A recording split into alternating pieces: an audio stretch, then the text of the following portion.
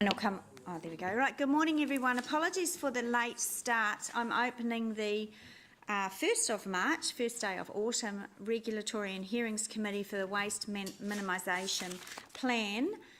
Now, we've had some significant issues with the agenda, and Julie Clausen's going to come and talk to us about that.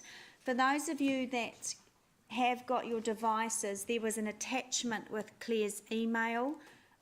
That is a 46-page document. You'll be able to navigate through that and pretty much ignore the paper but in the agenda, but we've got new paper here. So we're just going to have a couple of minutes where Julie's just going to explain what's happened and how we're going to be able to work through the submissions today, and then I'll move. Oh, actually, I will do apologies. Apologies from Councillor Gallagher. Are there any other apologies? I'll put in a late apology for Councillor Southgate, although I haven't heard. And for full apologies or for lateness? Full apologies for Councillor Taylor. All those in favour? Oh, sorry, moved. I'll move. I said yes, an apology from Councillor Gallagher. Seconded by Councillor Pascoe. All those in favour? Any against? That's carried. Confirmation of the agenda. I'll move that the agenda be received. We are going to hear from staff around some of how we're going to work through this today. We should be done by 11 o'clock.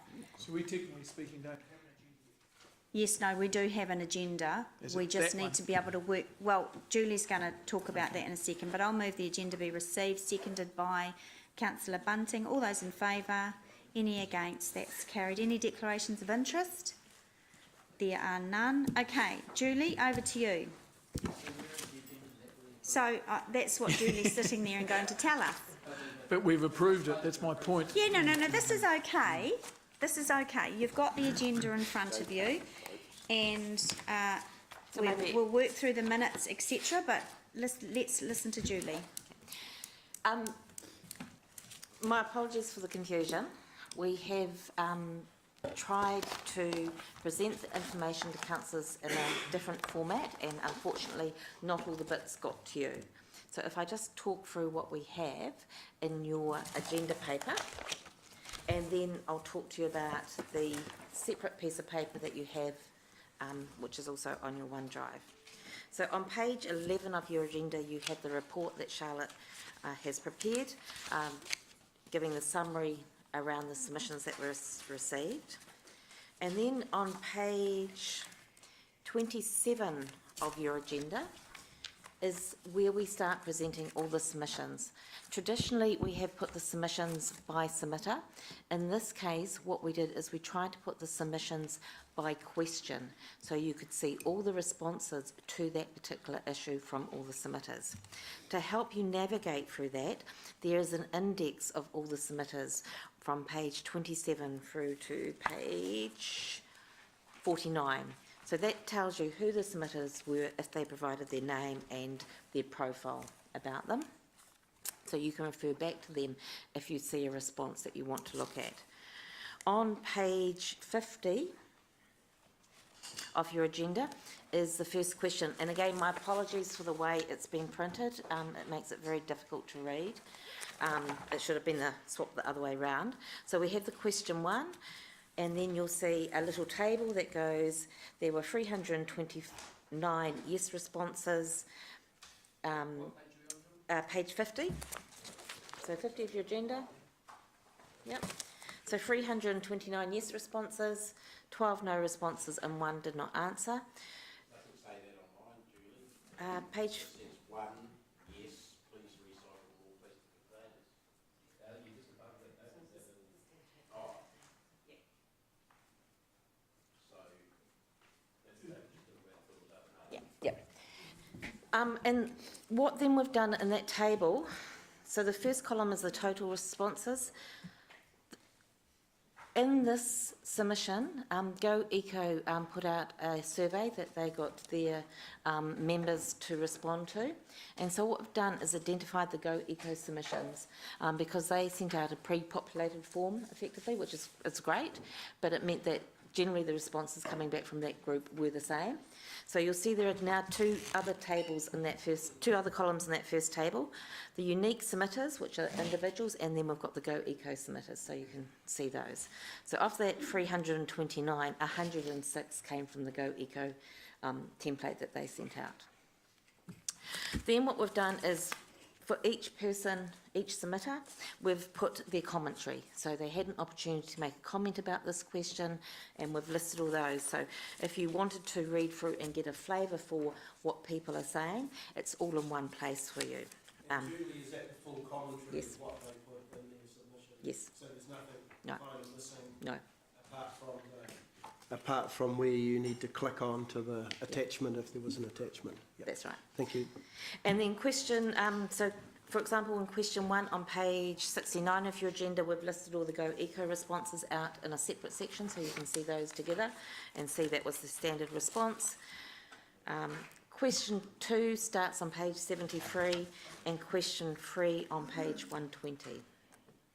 So 3 questions to the response. Now, because we had people speaking today and we realise it's really hard to navigate to find those people in this format, so this gives you an overview, but actually being able to understand what those individuals have said, we prepared this, which is just a list of all the people who are speaking today with their submission in that similar format. So if, for example, you look at the first page, the second page, page 2, you've got speaker 139, submitter 139, what they said to question 1, what they said to question 2, and what they said to question 3.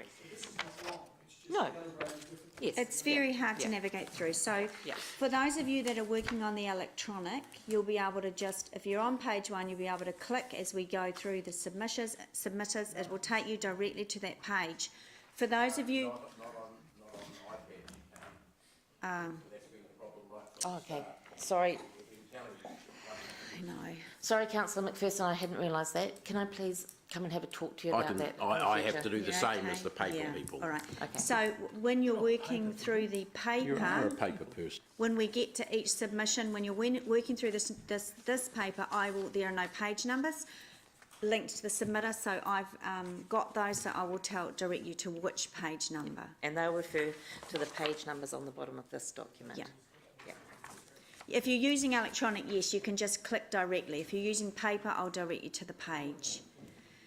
So suffice to say, I'm extremely unhappy with how this has happened, but we've had a chat with Julie and we're going to get a format that works for us, because we are the end customer and it has to work, and the outstanding issue with iPads, it needs to be looked at. All right, so that's good. Thank you, Julie. Thank you, staff. Yep. Not of the report, no, not yet. I'm going to lay out the process to move through the report. What's the question? Not of the report. We're not at that point yet. Me to where in the report it shows the breakdown of where the people come from. Yes. It's just messy, and It is and messy. it's not laid out in order. So No, that's right. So that starts on page 28, isn't it? page 28. Yeah. So there is,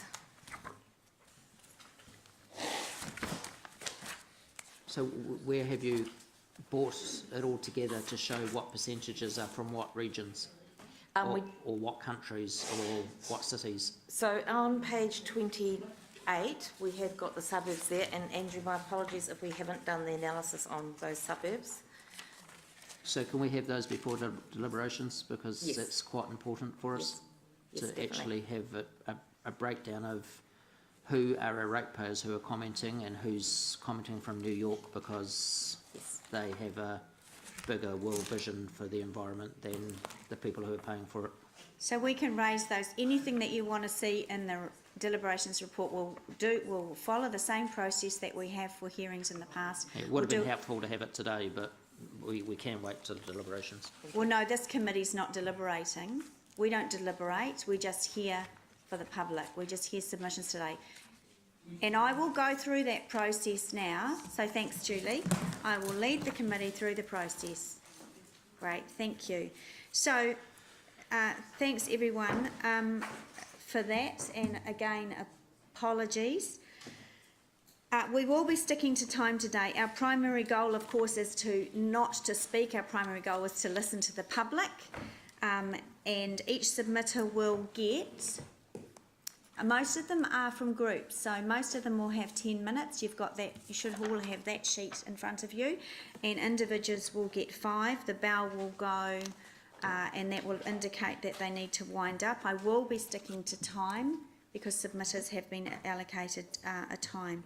Questions of submitters can happen at that point, but again, I will be sticking to time. If I may not follow the order on the board, depending on how fast people are at pressing their buttons. I want everyone to be able to have the opportunity to ask questions of submitters. Questions to submitters should be to clarify points and seek information. They are not rhetorical questions or questions for political points. This is a formal hearing process, so we do need to read the submissions and listen to submitters' points as they're making them with an open mind. As we go through the submissions, please note down any areas of interest, any more further information that you may want to ask staff to include in the deliberations report. We cannot deliberate here. At the end of the submitters, staff will take the table. They'll talk us through the first part of the report and the analysis. I'll do the round table. We'll go around any other information, as I said, that you want captured in the deliberations report. We'll do then. And then that report will get put together for the 19th of April council meeting. So any questions on that process that I've outlined? All right, so we will move just quickly to the minutes, which are on page 5.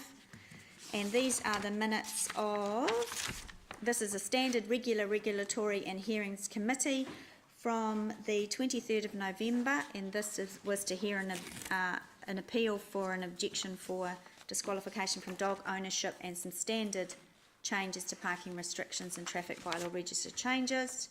So I can confirm that those minutes are a true and accurate record, so I will move those minutes. Can I have a seconder? Thank you, Councillor Pascoe. All those in favour? Are there any against? That's carried. Sorry, just point of process. I wasn't at that meeting, so I should be able to vote on that, so... No, we can all vote on minutes if you're not there. It's can you? It's just normal practices. We don't move or second if we weren't there. Okay. Yeah. Okay, so we're on page 11 of the report, and our first submitter up is Dave Mule. Is he? I don't see him though from the Property Council. Oh, hang on, I've got another device. Right. All right, so we'll move on to Jackie Forbes. Jackie, are you here? Yes. Good morning. Now, this is submission number 219, which is on page 5 of your paper copy. And you can, if you're using electronic, you can just click on her link. Jackie, you've got 10 minutes. The bell will go at 8 minutes, indicating you need to wind up because we have to have time for questions from elected members. So welcome, and off you go. Okay. Ko rangi e tūnei, ko papa e takoto nei tēnā koroa. Sorry, Jackie. Page 5. Well, if you're, yeah. So it's page 5 of this. Okay. So it's page. I'm told, Dave, it's also page 5 of your electronic. Let me just double check that. Submission. Sorry, Jackie, we are having some serious issues. Yes, Dave, it is page 5 of electronic documents as well. Which, of the agenda document? No, this is the 46 page Okay. attachment. The speaker's one. Sorry, this is my Jackie, page is it? 5 No, has that's got- okay. Julie, can somebody... Yeah, okay, no, you're that's- okay, that's Dave? right. Yep, all right. And everyone else, it's page 5 of this. Sorry, Jackie. Okay, it's Okay, off you go. Your time starts now. Yeah, okay. Ko rangi e tūnei, ko papa e takoto nei tēnā koroa. Ngā iwi e tau nei, tēnā koutou katoa. Thank you for having me here this morning. My name is Jackie Forbes. I live in Raglan. I'm not a ratepayer. I am General Manager for organisation called Parakuri Marae Incorporated. This is our logo here. We deliver a waste education program here in Hamilton to marae, kohanga reo, schools, community organisations. This program started in 2008. It was initiated by the Waikato Regional Council. It was handed over to Extreme Zero Waste and we became our own incorporated society.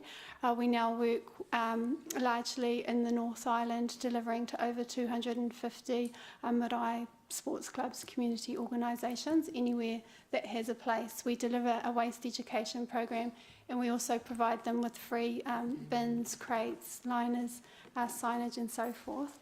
Parakuri believes that to reduce waste to landfill there needs to be a mix of education as well as regulation. And education is critical because the Ministry for the Environment's Waste Levy report at the end of last year pointed out that waste to landfill is increasing and is forecast to continue to increase. New Zealand's current patterns of production, consumption and disposal are unsustainable, and that's because we're using a linear model of extracting and taking resources, making things and then throwing them away. The problem is that we're on a finite planet. We all live on planet Earth, and at the moment, maybe some of us will go on a spaceship to Mars, but we can't all go and live on other planets, and we can't import raw materials to planet Earth to sustain the lives that we want to live. So in that case, it's going to be really important that all our non-renewable materials, so that's our cans made from steel and bauxite, our plastics made from oil, our glass which is made from silica sand, these are all non-renewable, so when they run out, that's it, we've got no more. The other problems is that we rate really high with the OECD. Each New Zealander produces an average of 734 kilograms of waste per year. And recycling rates are declining. Councils and recyclers across the country are struggling with contamination issues due to the policy and regulatory changes by the Chinese authorities, meaning there's an enhanced focus on reducing contamination. And this is to do with recycling, and so we believe that we need to move higher up the waste hierarchy to reduce and reuse. The other thing that's required is regulation by central government, which local government needs to strongly push for, because central government doesn't have to deal with any waste whatsoever. That is pushed onto TAs and the ratepayers to cover those costs, and everything that you're dealing with has been created by a company. At the moment, companies can produce whatever they want and they don't have to take any responsibility whatsoever for it. It's the ratepayer and the local councils that have to deal with it. At the Waste Men's Conference last year, one of the international speakers said that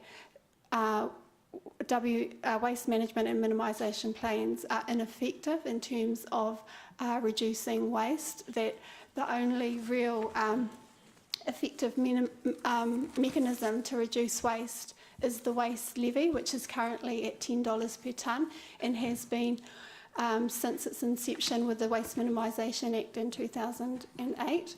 The best cities around the world, in terms of minimising waste, they all have a massive waste levy. So lots of reports came out at the end of the last year when the waste levy review report came out as well, saying that we need to push the waste levy from its current $10. It needs to incrementally increase over time to ensure that reducing waste from landfill is economically viable, because as soon as it becomes cheaper to keep something out of landfill, industry will respond to those economic opportunities. The other thing I think councils need to do is push for product stewardship, and we've just come from a government that wouldn't talk to anyone or even consider the thought they didn't want any regulation. It's different now with a new government. So product stewardship, it means that companies are taking responsibility for the things that they produce. So there's huge problems in this country with tyres, with e-waste, and container deposit legislation. So that's cash for containers for beverage containers. They take the recycling rates from around 35% to in excess of 85%. This container deposit legislation would, within its first year, create another 2,000 jobs in New Zealand. So, so what can Hamilton City do? You've got curbside recycling, which of course is really important. Food waste collections is another waste stream that is really important because not everyone is going to compost at home, and 50% of the waste stream is organic. We've just started that this year in Raglan and it's going really well. We've got a horizontal composting unit, so that means we can take dirty paper, so we can take paper towels from. So you could be taking, if you had the infrastructure for composting, you could be taking all the paper towels that come from schools and cafes and early childhood centres, the food waste from all the restaurants, from all the homes. You can be taking hair from hairdressers. You can be taking the compostable event packaging. That could all be going in there, along with, of course, all the green waste. So composting infrastructure in the North Island is sadly really missing. It's really hard to find, so that's something that needs serious thought and consideration. And just in case I'm running out of time, I'll quickly move to community recycling centres. In Raglan, of course, we've got Extreme Zero Waste, who have been operating since 2000. Community recycling centres, so you've got that example, but you've also got Auckland. If you wanted to know more, they're developing a network of 21 community recycling centres. What do they do for a community? They provide local economic development. In Raglan, everything used to be just put into the things and then sent to Horuchu at the time. Now there's $1.5 million going into our community. We're spending $700,000 on wages. We're spending between $200,000 and $300,000 at our local businesses. So we're contributing significantly to the local economy in Raglan, and you could be having like local community recycling centres in Norton, one in Melville, one in Hillcrest, Te Rapa, for example, and they're not really recycling centres. They kind of start off like that, like dropping off your cardboard cans and stuff, but they become reuse centres. So you're enabling your community to access their own resources, their own waste streams. And the other thing that you get from community recycling centres is social capital. So what happens is socially it's really good. It means if people have to relocate from a violent relationship, their house burns down, you've got this resource of all this stuff that can be given for free. Local tradesmen, local artists can access resources there, but it also becomes like a community hub, and you catch up with people and you get to know people. And so, that's building that resilience within a community, the relationships which are really important. It means people will look after themselves more, and Hamilton City Council doesn't have to look after them so much. Jackie, can I just check on the time? Yeah. We've gone over, haven't we? So can you quickly round it up, because we are in danger of falling behind, and there's questions. Yeah, and just one last point is for low-income families, community recycling centres, people who can't go to the base, it means that they, can't even get to the base, haven't got a car, it means they could go to their local centre and get stuff. And I guess, and the other thing is that I've been waste auditing, not recently, but for years here at Hamilton City, and I'll just say, so I know more about, we did 11 different parts like we analysed your waste and, you know, each level and that, so I know more, yeah.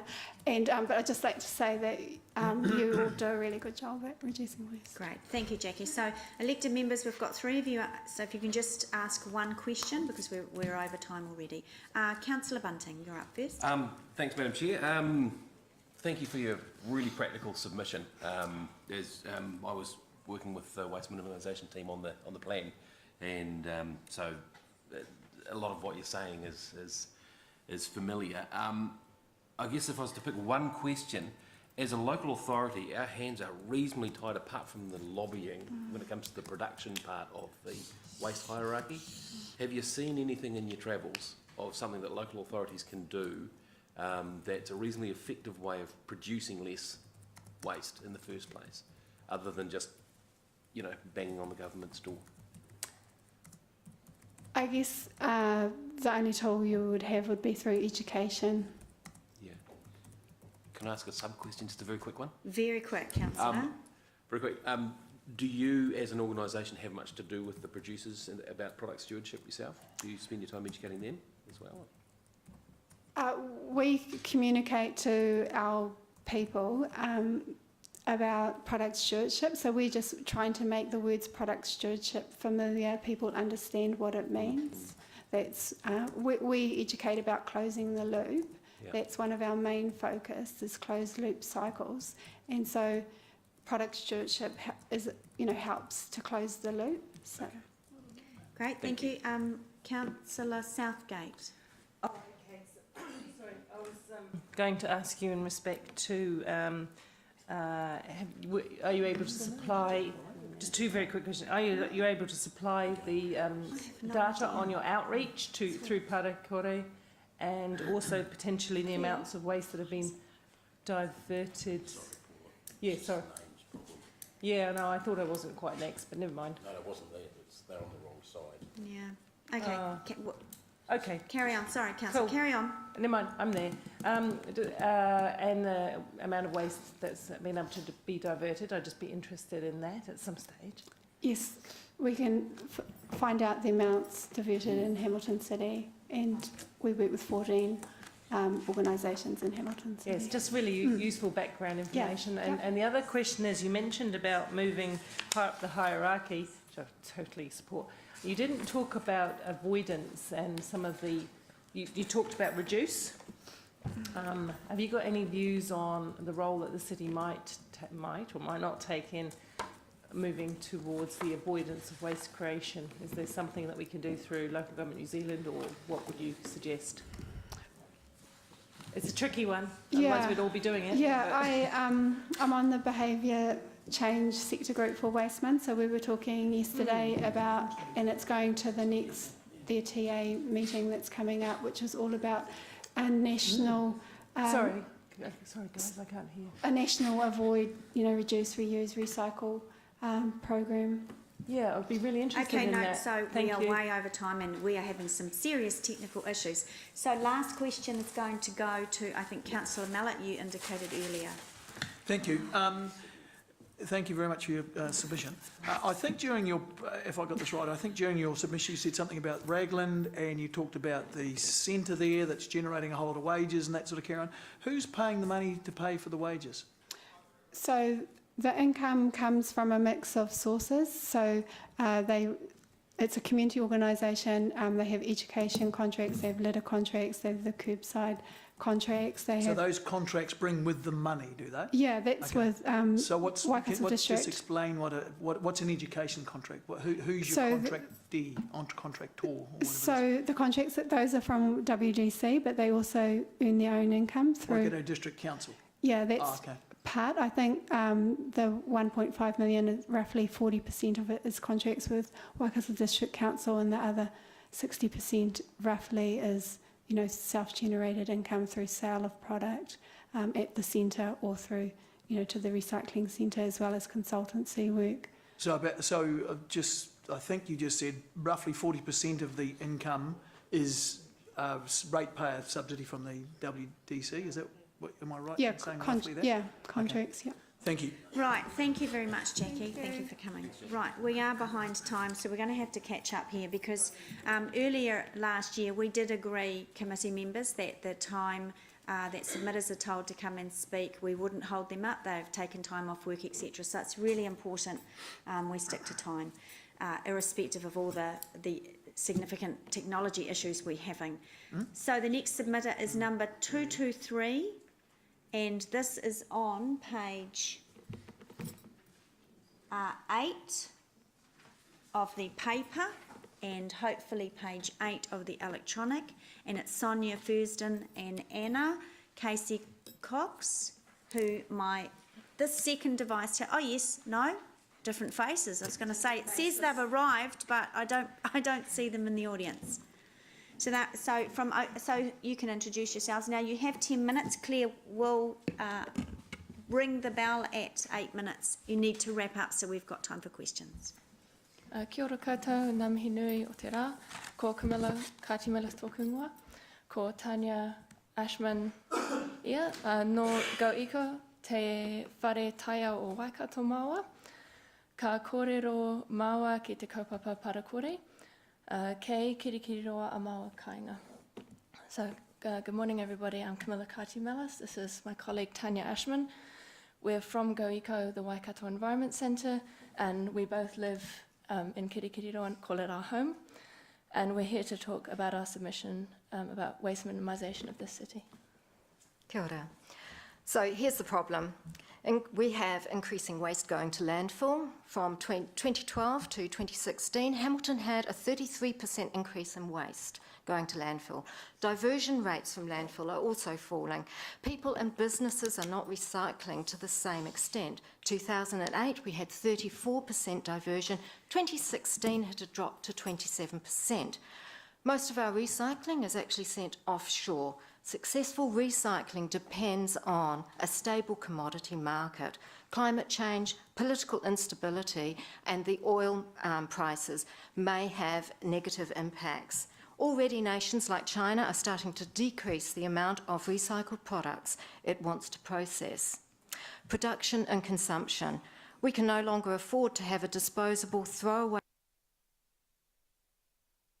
Methods of production, consumption from a linear model. Make it, buy it, use it, toss it, to a circular economy where waste becomes a resource. So, how can Hamilton help us be a leading city to address these issues?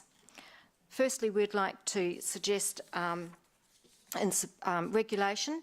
In support of Parakore, we'd like to push Hamilton City to increase regulation around waste. For example, Go Eco collects e-waste, and that is then collected by South Waikato Achievement Centre.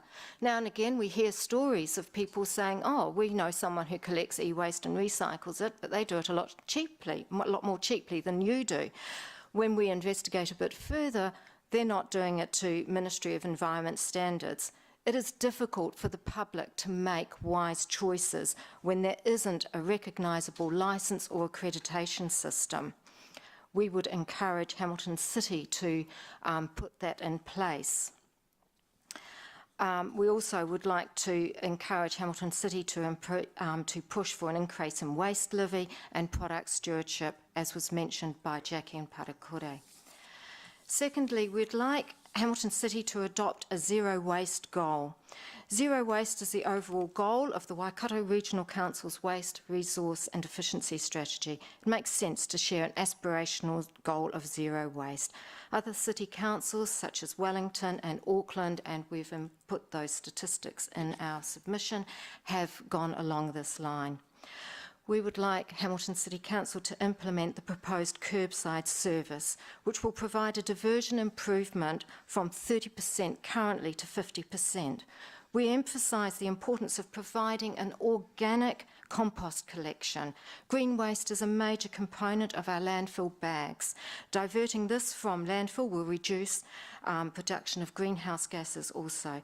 Consumers and vendors are choosing to use compostable packaging and eating utensils, but these usually need a commercial composting facility to compost safely and efficiently. In Hamilton, most of these products are ending up in landfill, contributing to leachate and greenhouse gases. We'd also encourage diversion of construction and demolition material. Construction and demolition material entering landfill is over 40% of overall landfill waste. Given the growth currently experienced by Hamilton and anticipated growth, we need to plan and implement services to divert this waste. The last minimisation plan included a goal to support regional construction and demolition waste reduction. We support continuation of this goal. Partnerships.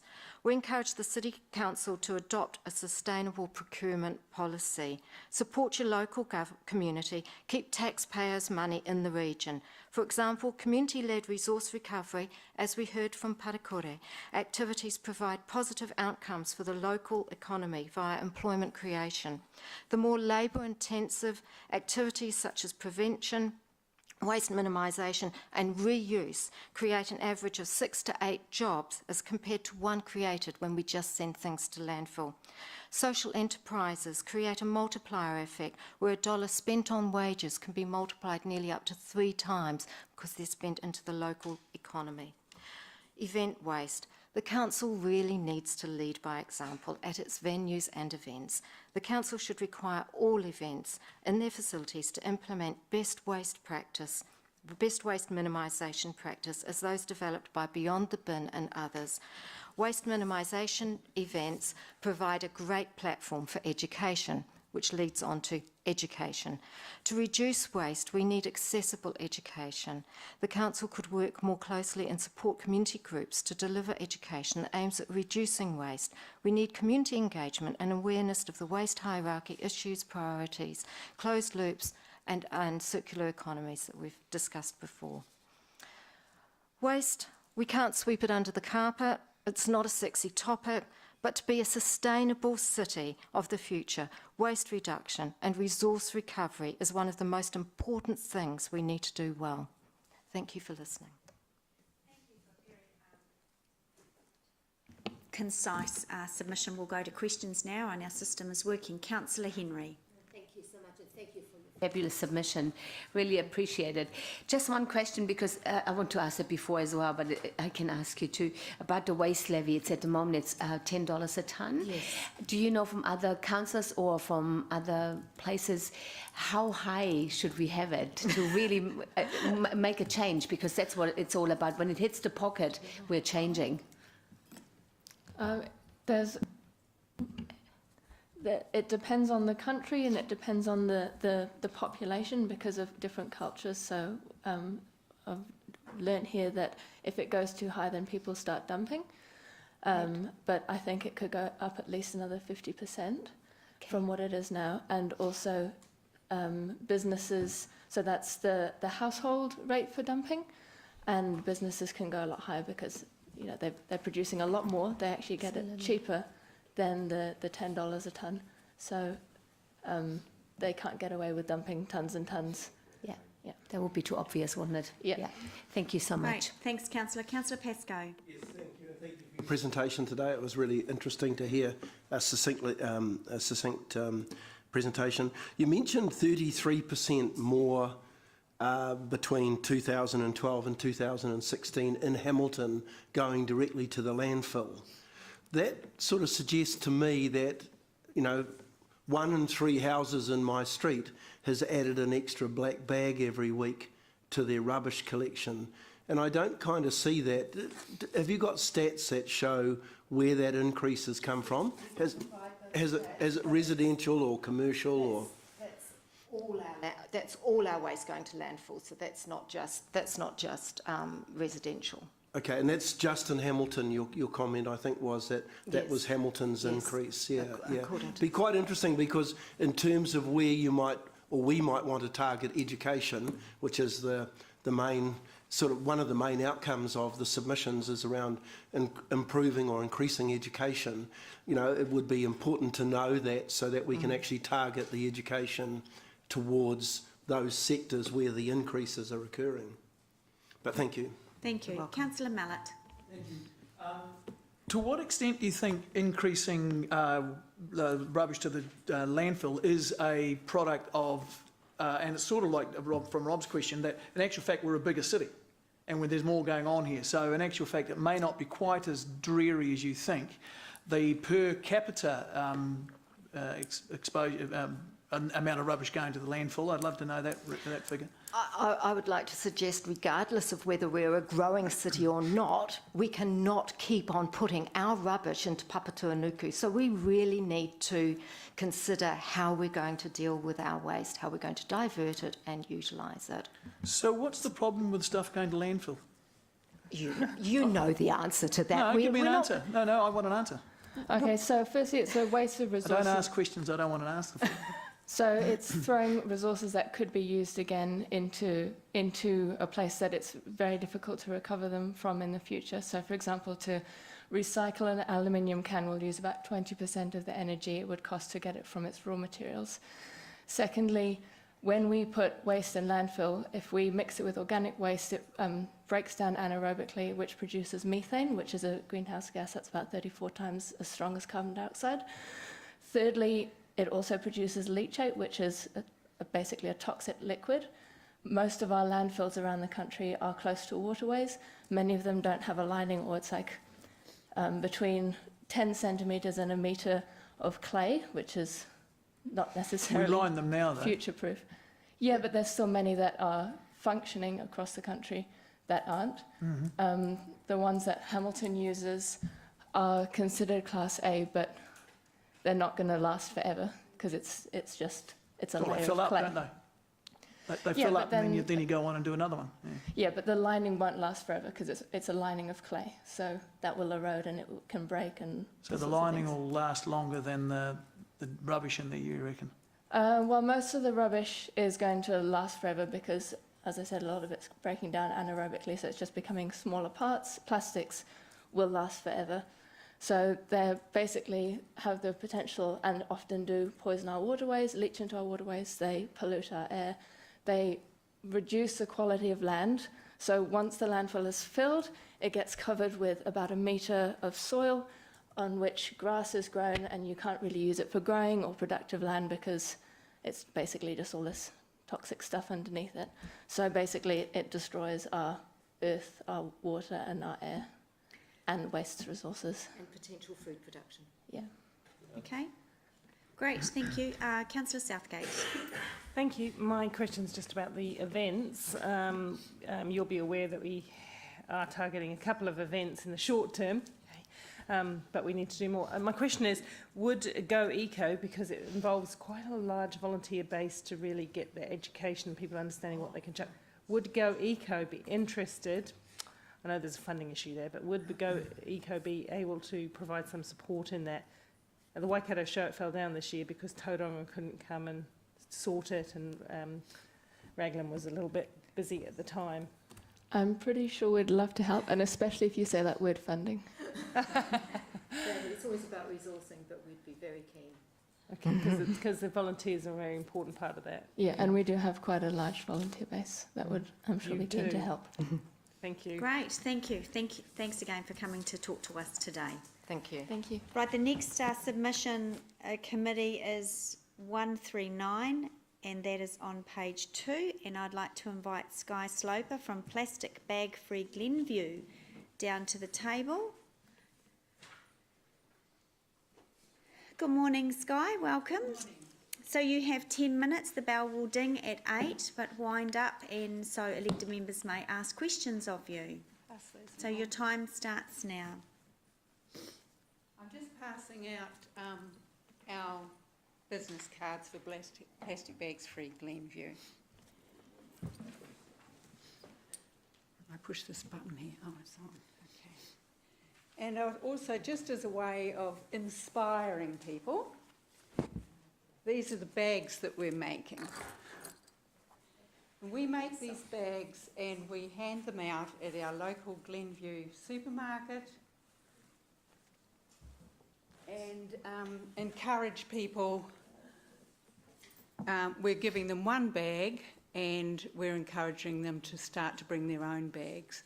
And it was encouraging for us because we noticed at Christmas time that there was a notable increase of people bringing their own bags to the supermarket. And of course, New World is going to be phasing out plastic bags by the end of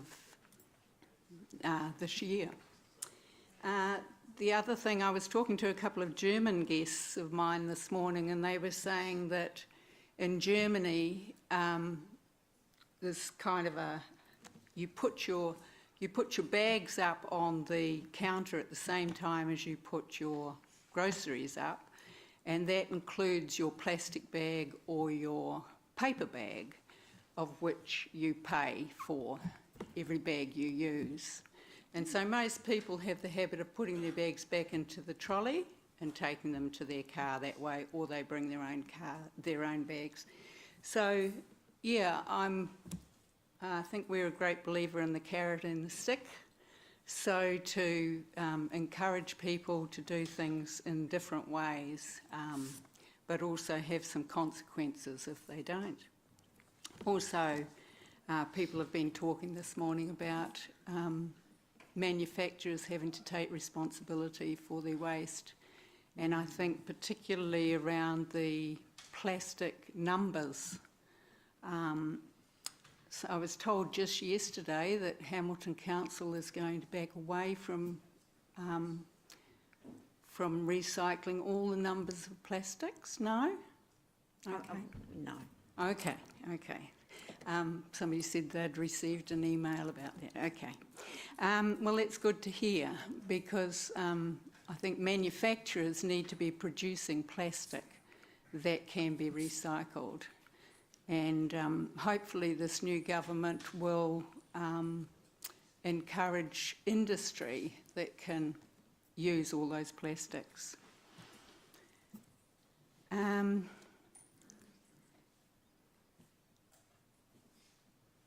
Just reading my notes here. Yeah, so evidently, according to my German guests again, other countries do recycle all the plastic numbers. So there is potential for that to happen. It's not that it can't happen.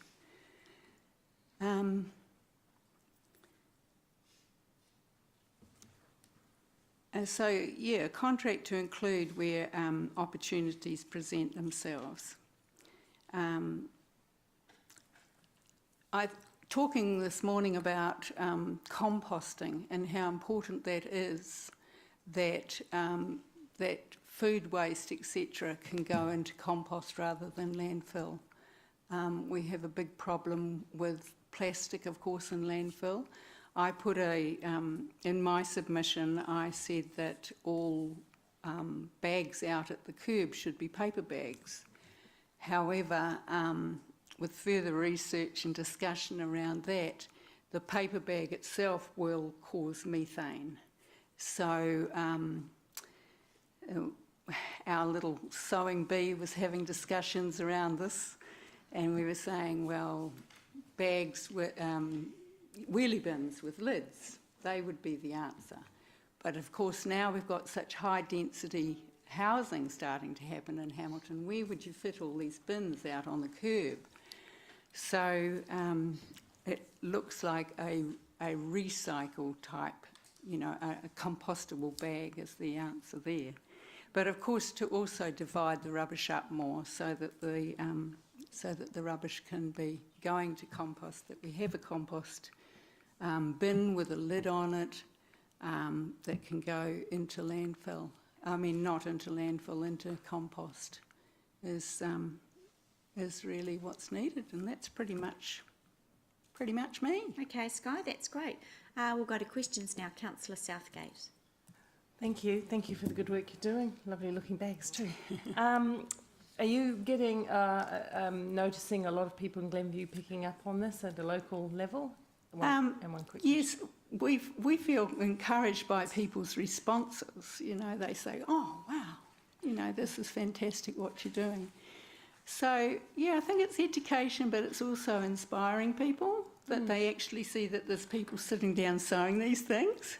Yeah, I'm just interested in the scale of the local operation. Yeah, The other- it's slow because I think, you know, it's that thing that people have to be presented with something again and again and again for it to start to impact on their behaviours. And one other quick one. I noticed that it's likely that the remit will go to Local Government New Zealand conference again in July around plastic bag exclusion. You would be asking our council to support that remit. Definitely. Thank you. Thank you, Councillor. Councillor Bunting. Thank you. And thank you for your submission, Cool Bags. Are you aware of the potential contract we've put out in the 10-year plan for the rubbish, the way it's looking with the wheelie bins, 1 a week, and etc., and the food waste collection? Yeah, as well? I have some idea about it, but not completely. Oh, okay. I think you'll like it. Okay. Thank you. Excellent question. Councillor Henry. Thank you so much, Sky, for this. And I love your bags. I've actually got one at home, picked up at the Glenview something last year, Christmas thing, which was awesome.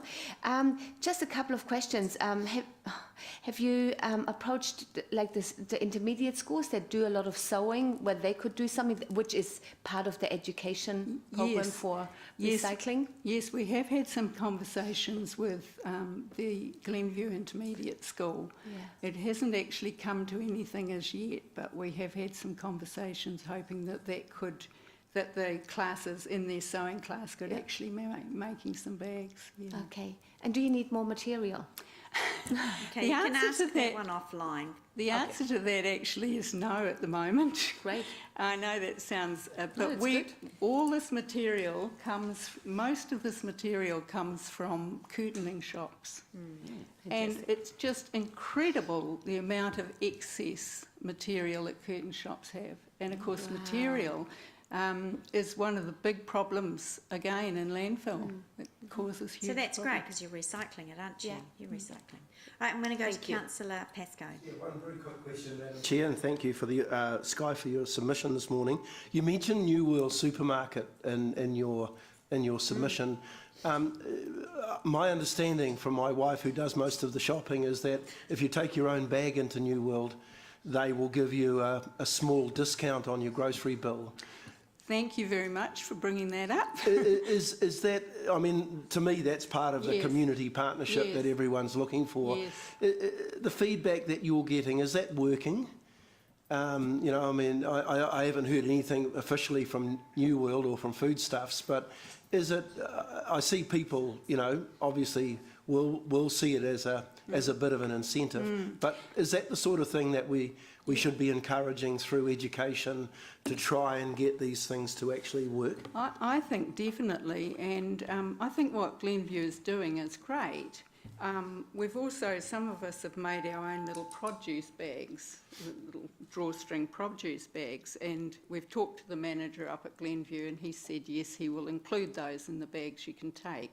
So you'll get 5 cents off every bag that you take of your own, including the produce bags, up to the value of 50 cents. So you can actually take 10 bags in. I think where they fall down is that they have a little notice on one of the pillars telling you about this, and a lot of people don't even know about it. You only hear about it from word of mouth, and I have said to the manager, if you put some time into what comes over the speaker, telling people not to put their kids in the trolley so they're going to fall out, and encourage them that way and tell them that if they bring their own bags they will get a discount. So we could help with this. I mean, you know, the earlier submitters have talked about education as being you know, and that's something that presumably council has got a little bit of involvement in, rather than in setting the regulations, which central government seem to have most of the responsibility. But that's something that we could include perhaps in our education program, to let people know that they are offering this incentive. Definitely, and I think that in the Hamilton, the news that the council put out, they could keep pushing the ways that people. I referred in my submission about Greenpeace have a list of 9 things that individuals can do to reduce their waste, and it's all you have to do is Google Greenpeace 9 ways to reduce waste, and they're just simple things that individuals can do. Great. Thank you, Chair. Excellent. Thank you, Sky. Thanks for coming in and talking to us today. Thank Great. you. Thank you. Right, our next submitter, number 225, is on page 17 of both documents. And that's Heather Kirkert. Apologies for stumbling over that one, Heather. Page 17. Yep. And Heather, you've got 5 minutes. The bell will ding at 4, so you need to be succinct and then allow time for questions. Over to you. Thank you for this opportunity to come and speak with you today. My name is Heather Kickett. I'm a chartered environmentalist, a chartered engineer and a chartered water and environmental manager. I wanted to come here today to share what I've learned from living and working overseas. Some of that included work in the waste recycling area, but more from my personal experiences and interest in waste and recycling. So part of my personal interest led to me applying for funding with a previous employer in Hong Kong for research money to look into, can zero waste become a reality for cities? And I have to say I was quite disappointed the answer is no. Not in the short or medium term. And part of that is all about public behaviour, because waste comes from how we live and the choices we make. And that's really challenging. And I've looked at things like the people who say, this is my year's worth of rubbish, and I've not made any recycling to go away either. And for me, that's one step too far, because it compromised too much on the way I lived. So I think some of this is about choice. So my research come to a conclusion that waste is a very complex and challenging issue. You need a multifaceted approach from a top-down regulatory point of view, but also grassroots and education way up. And so part of that, I'd say, the personal level is choice. So do people know what are the consequences of their choices? Have they got options to go and make more sustainable choices with their packaging, for example, or the bags, like those lovely bags we saw before? And I think it also moves up to community level. What can we do for libraries, whether that's books or toys or tools, whether it's a hire system, and sharing, just building community by sharing what we have with the people next door. Right to the top level of government, which I would call provision, the government providing services and facilities so that waste can be effectively managed. And I think each of these levels, the personal, community and government, can be supported and encouraged and enabled by Hamilton City Council. And I think this waste minimisation plan, or as it stands at the moment, is an excellent start. I think it's covering those 9 different, what were they called? The targets at the back there. The 9 different areas for actions, that's covered, I think, that quite well. I also feel that maybe we should do more.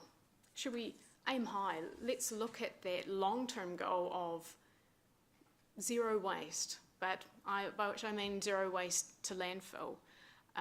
Is that something we should strive towards?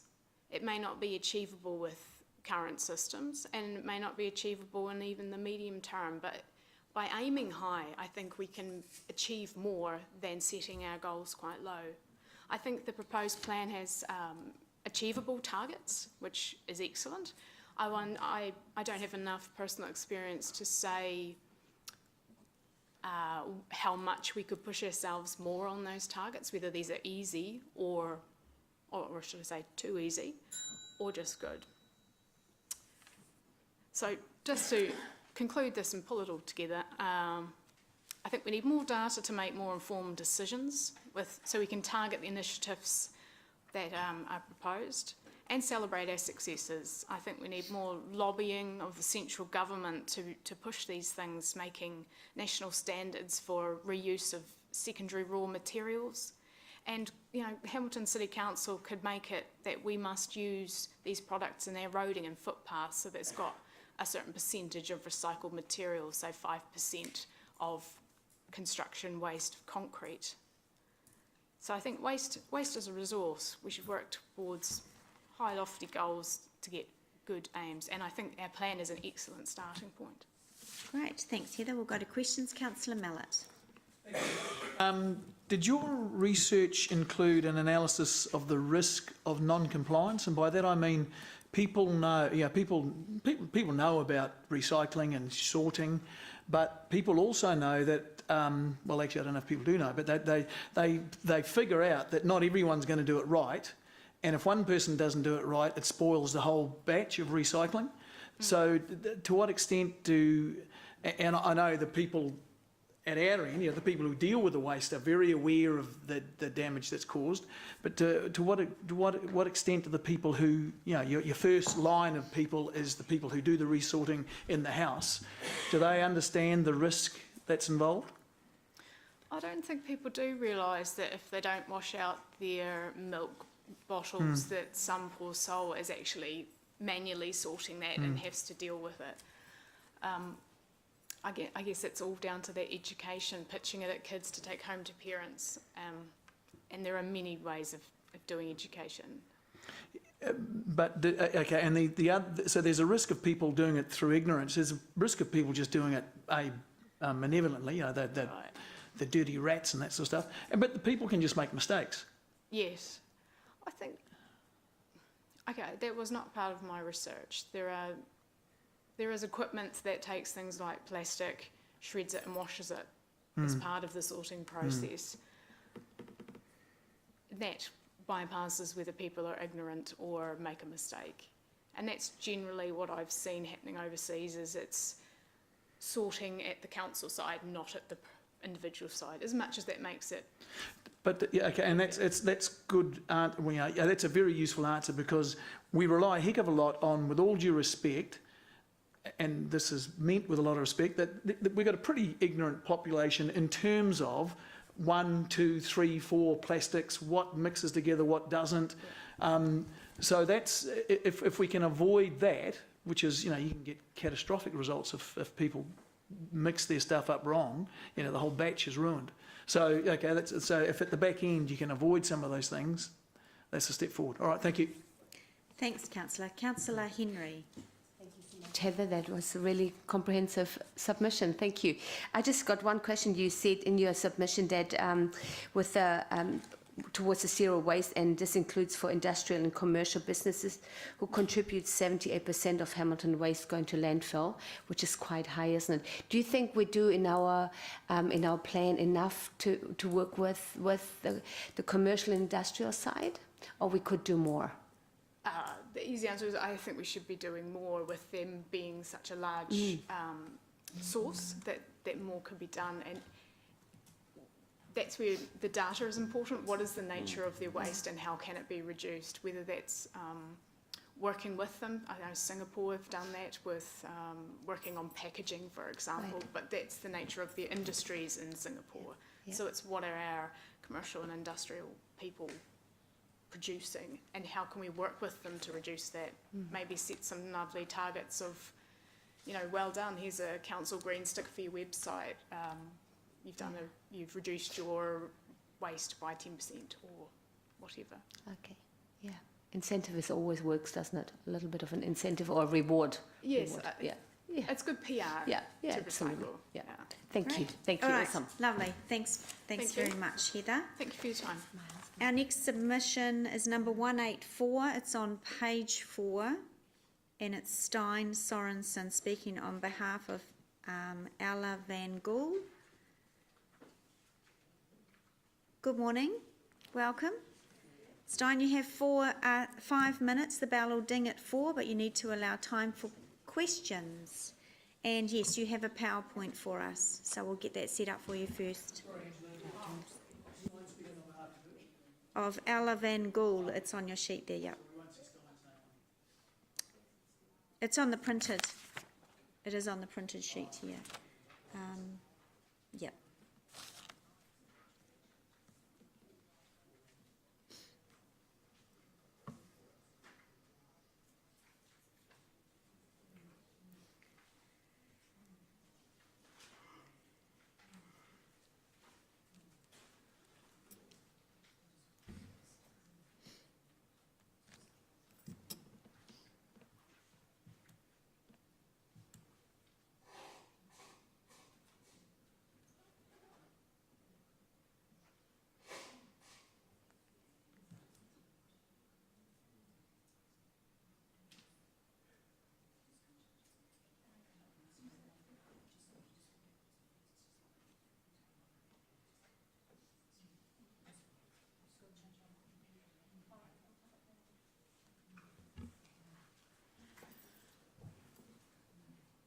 Kia ora koutou. Good morning. My name is Stina Sarensen, and I'm presenting on behalf of Ella van Gogh this morning. Ella is unable to attend this morning as she's presenting at an international marine debris conference in San Diego.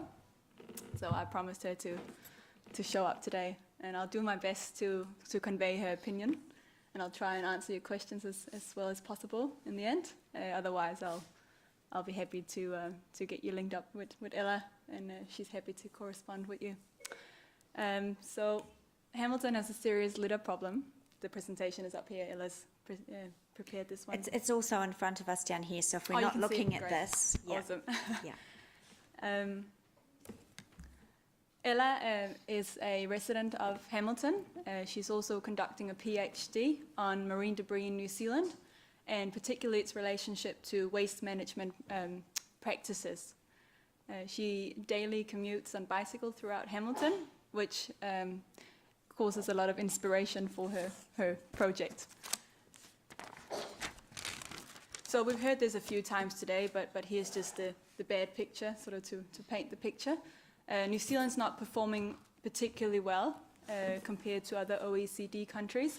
As a matter of fact, we've just exceeded the United States in municipal waste production per capita. All other OECD countries have been declining or steadily declining throughout decades, but New Zealand, as we can see here, is appearing to increase. But from what I gather, it's that big nice decrease we saw there is actually a matter of reporting issues rather than decrease in waste. So we're not doing particularly well compared to other OECD countries.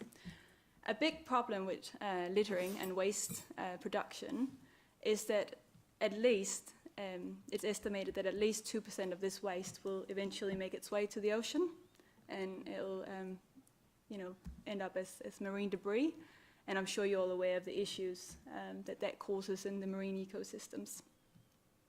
So we really have a moral responsibility to reduce our waste, not just for our own local issues, but as a global issue. These pictures here are Ella's own pictures that she's taking on her commute throughout Hamilton, and you're probably all familiar with this site. I know I see it all the time as well. This is days after rubbish collection or recycling collection. With our open crate recycling bins as we have now, a lot of items are returned in the baskets. As you can see here, some of the items are stuff we don't recycle in Hamilton, and some of it is actually recyclable, but it's not sorted properly and therefore returned. When these baskets remain on the street, during storms, rain, wind, it'll end up in the gutters in the street, eventually make their way down to the storm drains, and we all know that it'll end up in the ocean then. So we have a serious problem with these things. It's a matter of education, of course, what things can we recycle and how do we sort it, but it's also maybe a problem, how do we deal with it so it doesn't end up in the gutter. So Ella believes we need to put more ambitious goals and take responsibility for our waste, and we could be leading here in Hamilton City. We need to probably compare ourselves globally rather than within New Zealand, as New Zealand's not doing too great. So comparing ourselves to other New Zealand cities might not be the way to go. But banning plastic bags is becoming quite popular around the world now, and many places are implementing this. Banning plastic straws is a big one as well. and ban single-use plastics. So all these things that are not recyclable or quite expensive to recycle.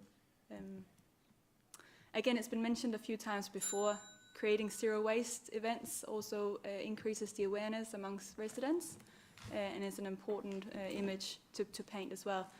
The big point of Ella's presentation here is really the wheelie bins. I know it's on the plan, but I'm not sure it's been actually accepted and it is happening, but it should happen now. By having wheelie bins with lids, we decrease the amount of waste or items that end up in the gutters and in the storm drains. So it's a really important issue. I'm just going to jump ahead here. Well, the important point again is to work with other organisations and towns that are actually leading, such as Raglan, has been mentioned a few times today. There's a lot of known spillover effects by managing these issues well, and they're really positive. And Ella's listed a few up here, so such as decrease in crime, decrease in other litter behaviours. That it can boost tourism and recreation and the sort of overall well-being of people living here and create a more attractive city in general. So, yeah, thanks for listening. Fantastic. We'll go to questions. First up is Councillor Southgate. Okay, just two quick ones. One you did answer about the lids, the wheelie bin with lids. In terms of the OECD graph, which was a little bit hard to see, but we will get it circulated. Yeah. So, does the spike upwards that we see for New Zealand match the fact that we're fast growing, so we're getting more waste because there's more people, or does it break down to per capita? It's per capita, that graph, so it shouldn't have anything to do with increase in population. Right. No. But in terms of, so the problem will be that with more population, we'll get more volume of waste accordingly, won't we? I think the main issue with that decrease we saw and then the following increase, it's actually reporting issues. So there's not a national scheme for reporting. Yeah, there's no in standard. New Zealand, so, and that was a national graph, that was for all of New Zealand. And so that was identified by Wastemen's a long time ago, that there should be a standardised way to measure waste. Yeah. You'd like to see that, on behalf of you both, you'd like to see that come forward. Last question. You did mention stormwater, and there has been a lot of conversation about what's been washing up on beaches and in small particles, and that's the breakdown of plastic bags, yeah? So have you got any view on, not that it's the ambulance at the bottom, if I get that, on stormwater treatment and stormwater filtration to catch that waste, or? Yeah, that would be great to implement these things. So, yeah. Obviously, it takes a bit of engineering and investment to implement these filters, and they would have to be changed regularly, of course, and emptied out. But that's definitely something I believe that we should look into. Oh, I'm pretty certain we do, and I knew, but there's retrofitting as well. Yeah. Okay. Thank you. Councillor Mallett. Thank you. On your previous slide, I think you said that you prefer wheelie bins.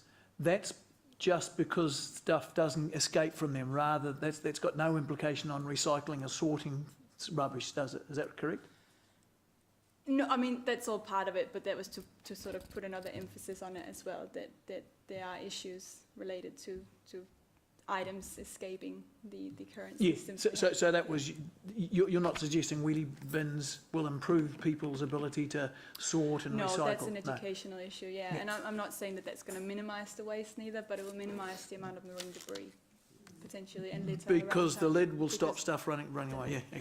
Thank you. Councillor Pascoe. Yeah, thanks for your presentation.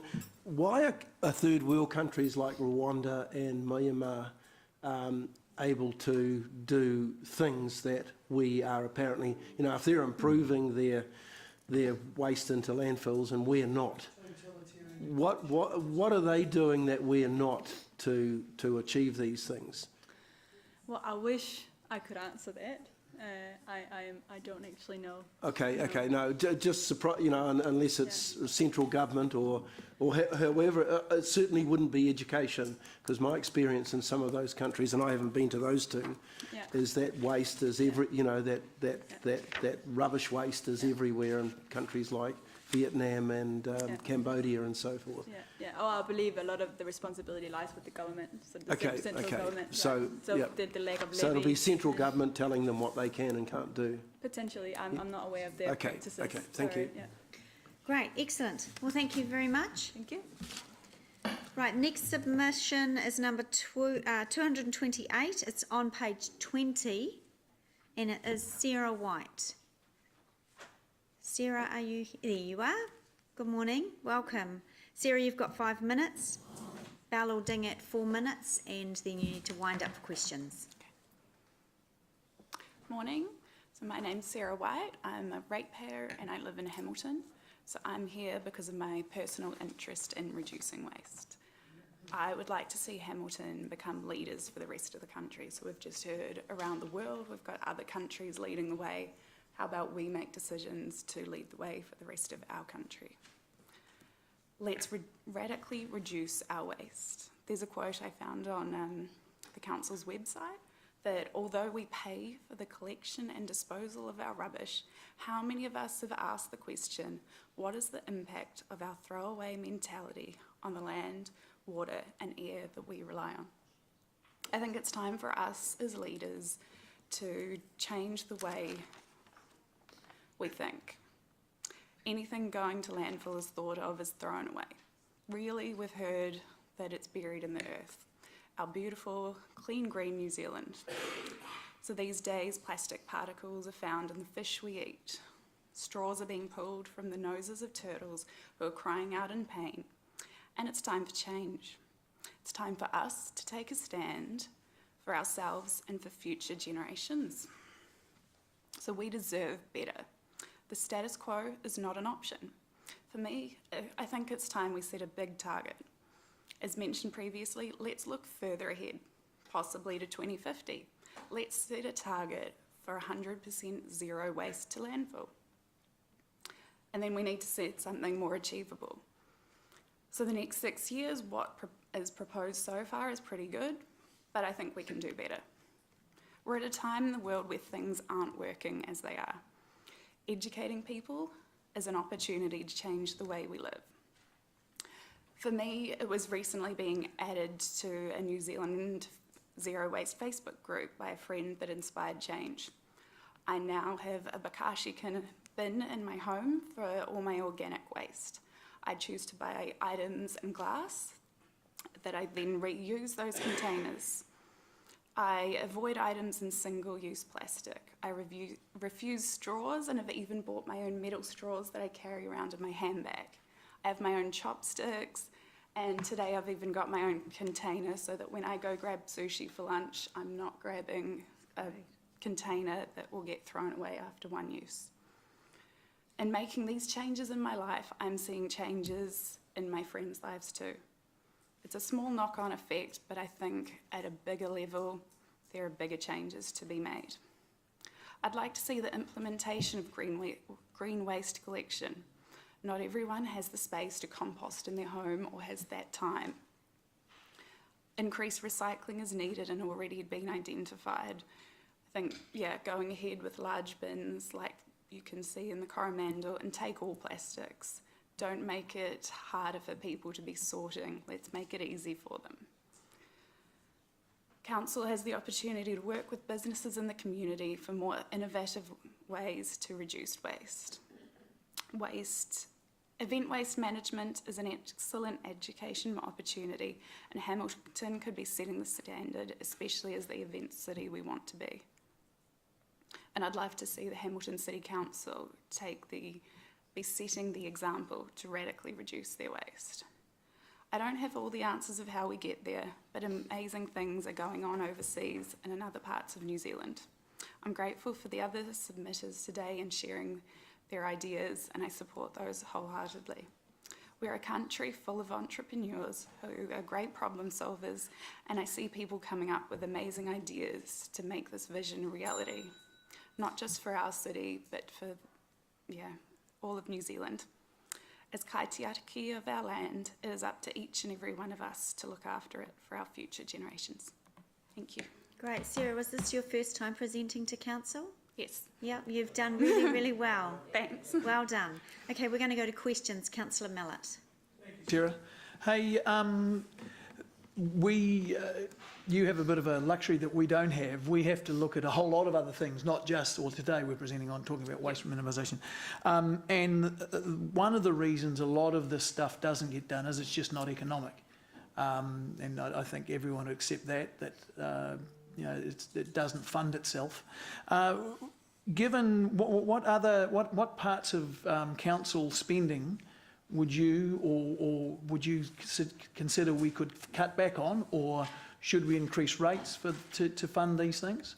You can cut back on Garden Place. I'm sure we don't need, the 4 million proposed Garden for that. Place, yeah, anymore? Yeah. Well, I think what do you it's think of also Claudeland's showgrounds? Future-proofing. Why don't we look ahead to, you know, if we're planning ahead for 50 years, say, if we're reducing that waste, we're not going to have to pay in the future.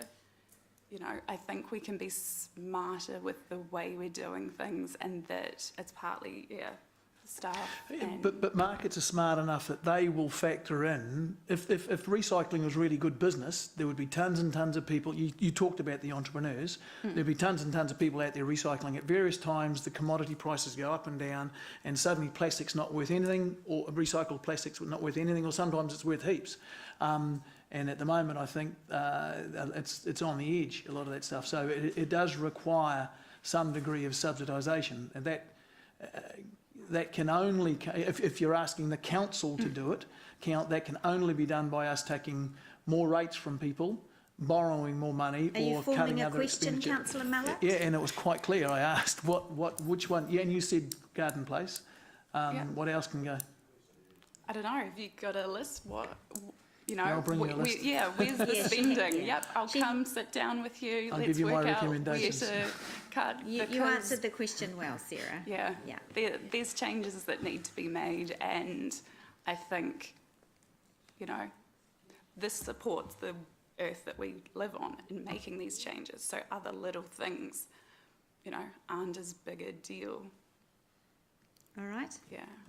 Great. Thank you, Councillor Bunting. With them. Don't do lunch with them. Won't do the Oh no, I will. He's paying. Though. We make him pay. Okay. Yeah.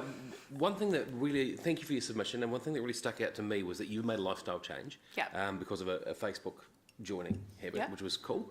One of the things we've really been big on with this waste minimisation plan is to make it innate behaviour with our community rather than sort of be all nana about it. Please don't answer with better education, because that's the obvious answer. But how would you suggest that, or have you got ideas on how we could change? I mean, you've got a variety of people around here. How could you change not just your behaviour, but everyone else in the community's behaviour, and make it a voluntary type thing? Do you see where I'm going with that? Yes, I guess there's many aspects to it, because it does change the way we live. You know, I'm taking my own containers to places, but also I guess it's supporting businesses to sort of almost be creating markets where you can go and you take your own container, or really you're returning containers. It's not plastic, it's more renewable materials or glass that get used. So how do we do that as a council, though? How do you Because we do can't that regulate what people buy and sell, unfortunately. We'd love to, I'm sure. I guess it's helping to drive those entrepreneurs, though, to have that space, to invent these, I guess, different ways of purchasing, that we reduce the amount of plastic by, focusing more on glass. And it's tricky when that becomes more at a government and New Zealand-wide level. You see overseas there's bottle recycling, and that's really great. But what also, if sort of the beer that goes, you know, this crates, you know, those bottles aren't just recycled, those are reused and refilled. Bring back the crate. You know, we've got breweries in Hamilton. What if they were supported and pushed to reuse those bottles instead of paying to recycle them? Okay, thank you. I appreciate that. That's okay. Councillor Southgate. Thank you. Following on from that, and that was an awesome submission. I really look forward to you submitting to the long-term plan, because I know you can and you'll do a very good job, so thank you. But in terms of the avoid, reduce argument, a lot of your actions that you described are on the avoid end, which is really good. certainly we'd all like to get there.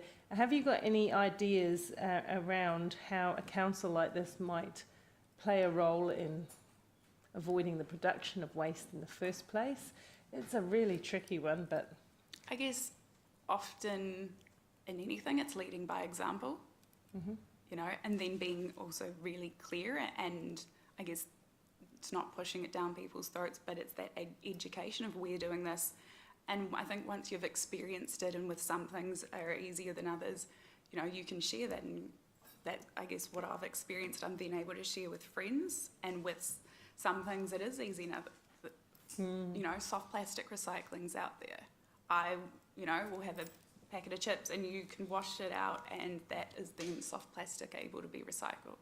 Not everyone's doing it, but for those who have the knowledge and a little bit of time, it's a choice that they can make rather than throwing it out in their rubbish. Thank you. So you'd like to see this council in-house walk the talk? Yep.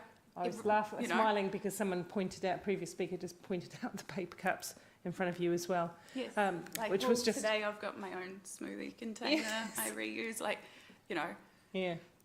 And you would also... each councillor as well as each member of staff of the council making changes in their lives. And you would support us being strong advocates at the local government conference around zero plastic, and starting with those low-hanging fruit bags and straws and lids for coffee cups, those kinds of things. Yes. Yeah, so you think that we could show definitive leadership in that area? Yeah, and I think this is the government to help support make that change. There's been a recent submission to do with the, I think, plastic bags, you know, to government. I think we're in the right position for change to happen, and we need to help drive more change. And when we're making a plan for our city's future, we need to look further ahead than just 6 years. Let's make some, And you're saying we should be more proactive in terms of innovation and seeking out those innovators who are dealing with waste and showing leadership in that respect? Yes. Brilliant, Yes. thank you. And look, happy to talk to you any other time as well, because it sounds like you carry a lot of very good ideas, as some of our submitters have today. So thank you. Thank you. Thanks, Councillor. Mayor Andrew. Compostable paper straws? I guess, is it really needed? You know, I go to a bar, and there's been a bar I've been at with a friend, and she, refused a straw, and sort of, asked the question, oh, well, why do you even need it? You know, I've been told by bars, oh, it's for women's lipstick, so you don't ruin it. It's like, I'm having a drink. I don't really care about my lipstick right now. I think, for those people, there are people, I guess, unable to drink from a cup and may require that. But, if you're sick, you can be sort of supplying your own straw. I don't think you go out to a bar and really need your drink to have a straw in it. I've also been told, it is specifically for women. So if a guy asks for a drink in a bar, he won't get a straw. How about the bar just completely removes all the straws, and, it's less cost for them, less waste. Are they really needed? Great. Is that all your questions, Mayor Andrew? Yeah, thank you. Thank you. Councillor Henry, last question. Thank you so much. That was a fabulous presentation, and for the first time, I know how nerve-wracking it is to sit there. Look, just following on for the straws, do you think it might help if we tell all the women, if they do use straws, that they actually get a concertina mouth? And when they get older, that might just put them right off. Question, Councillor Henry? There was a question. Do you think so? Would that help? Making a strong, no woman wants lots of wrinkles here. Sorry, okay. I don't think we can have questions on the human anatomy. And we're running behind time, people are waiting. I am asking the other one. You talked, it was, wasn't it? On the Zero Waste Facebook site. Yeah. So can I just ask you, does it attract more people from all ages, or is it more for young people? All ages. All ages. All different stages of the journey. There's ups and downs, and I think with lots of other areas, there are some people very strong, other people are posting they're very early in their journey, others who are sharing wins of, I've seen a woman who was in, I think it was South Auckland, and as a family, they made really big decisions and sort of going away from disposable nappies to going to cloth. And in making lots of sort of changes to the way they lived, they were able to save up enough to afford a deposit on a house. And it changed their lifestyle as well as actually giving them more money and changing the way they lived. Yeah. So I think there's, Great. a wide variety. Yeah, yeah, fantastic. And that's something maybe we could put out more and well, Facebook, you just share it with other people. The more you share, the more, hopefully it spreads, the word will spread. So thank you so much, and I would love to catch up with you too. So I'll buy the coffee. Sarah, you did a really good job. Yeah, great. Thank you. Well done, thank you. Right, Roderick, are you in the audience? No? My computer here is not working, so I'm back to paper. Samantha, you're here. You're up next, and then we have one more submitter after you. Submission number 291, neither of my devices are working, but it is page 291, 25. You're very familiar with the process. When the bell dings, wind up, so we've got time for questions. We are running way over our time, but we have one more speaker in the audience, Gary, so we shouldn't be too long. Right, Sam? Okay, over thank to you. Yeah, I didn't prepare my PowerPoint in time to share, but I am just going to use my computer to guide my speech. Thank you very much for having me, and I'm very excited that Hamilton City Council wants to minimize waste and is really caring about that. The reason why I'm here is because as a citizen living here, it's a concern to me. My previous work in South Africa was training local government employees, particularly the waste staff, in better environmental practices. So I've made plenty of visits to landfills. And also my work was in something similar to Enviro schools. So I was working with teachers, principals, and students doing environmental education. Quite a bit of that was waste. And I'm currently now the sustainability coordinator at the University of Waikato, day 2 in my job. So that's the many reasons why I'm interested. So there's a lot of points around waste. So I've just focused on a few of those things. Otherwise, I'll be here for a long time. So the one thing around, of course, is paying for things. So the mindset is that rubbish is a problem and that we need to get rid of it, but rather it is a resource. The other thing that is a concern here is that we must pay for it. How are we going to pay for it? And there's a lot of examples where rubbish can actually pay for itself. So those are the two things I'm going to focus on today, and also that I think the targets, as you've heard by other people, are not as ambitious as they could be. So I'd like to also ask for more ambitious targets. So some of the solutions, I am a permaculture advocate. So permaculture is based on principles, and one of them is produce no waste. So that is done by valuing and making use of all the resources that are available to us so that nothing does go to waste. So that usually is in the design of any new building, development, system, that thought in mind. How can this be a waste-free system? But when we already have systems in place, we obviously need to look at, how can we minimize what we've got at the moment. So waste is a resource that can pay for itself. There's lots of systems around the world that show that that is possible, and that waste can also create employment and income generation. So I'm just going to mention just a few of these now. So waste into energy. One example comes from Erie, Colorado, where the landfill gas to energy facility and the landfill gas collection system produces enough energy to supply 3,300 local homes with their energy. So that's 40% of the existing homes in this community, and they've created 3 to 4 jobs by doing that. There's lots of other examples I just know of. That's a really great one to look at. Then there's food to waste. One example I have visited is called Cultivate in Christchurch, which is an organization that collects food waste from restaurants. It is a social enterprise, and it turns this food waste into compost in a downtown area. It grows food, and it also teaches at-risk youth, also sometimes considered waste people, but it turns these people into resources by teaching them how to create food from waste. And also Ragland, as you've heard already before, I visited their composting system. We're going to get one at the university as well. So that's something we can emulate that's closer to home. In terms of waste being buildings, there's lots of interesting ways to turn waste into building, where in Greyton, South Africa, they're making eco-bricks, so stuffing plastic bottles with waste, and they built the Children's Environmental Education Center out of those waste bricks. And then there's also waste into money and goods. So also in Greyton, they exchanged, when people came to give in their eco-brick, which is the stuffed bottles, they got vouchers for essential items, which was great for low-income people.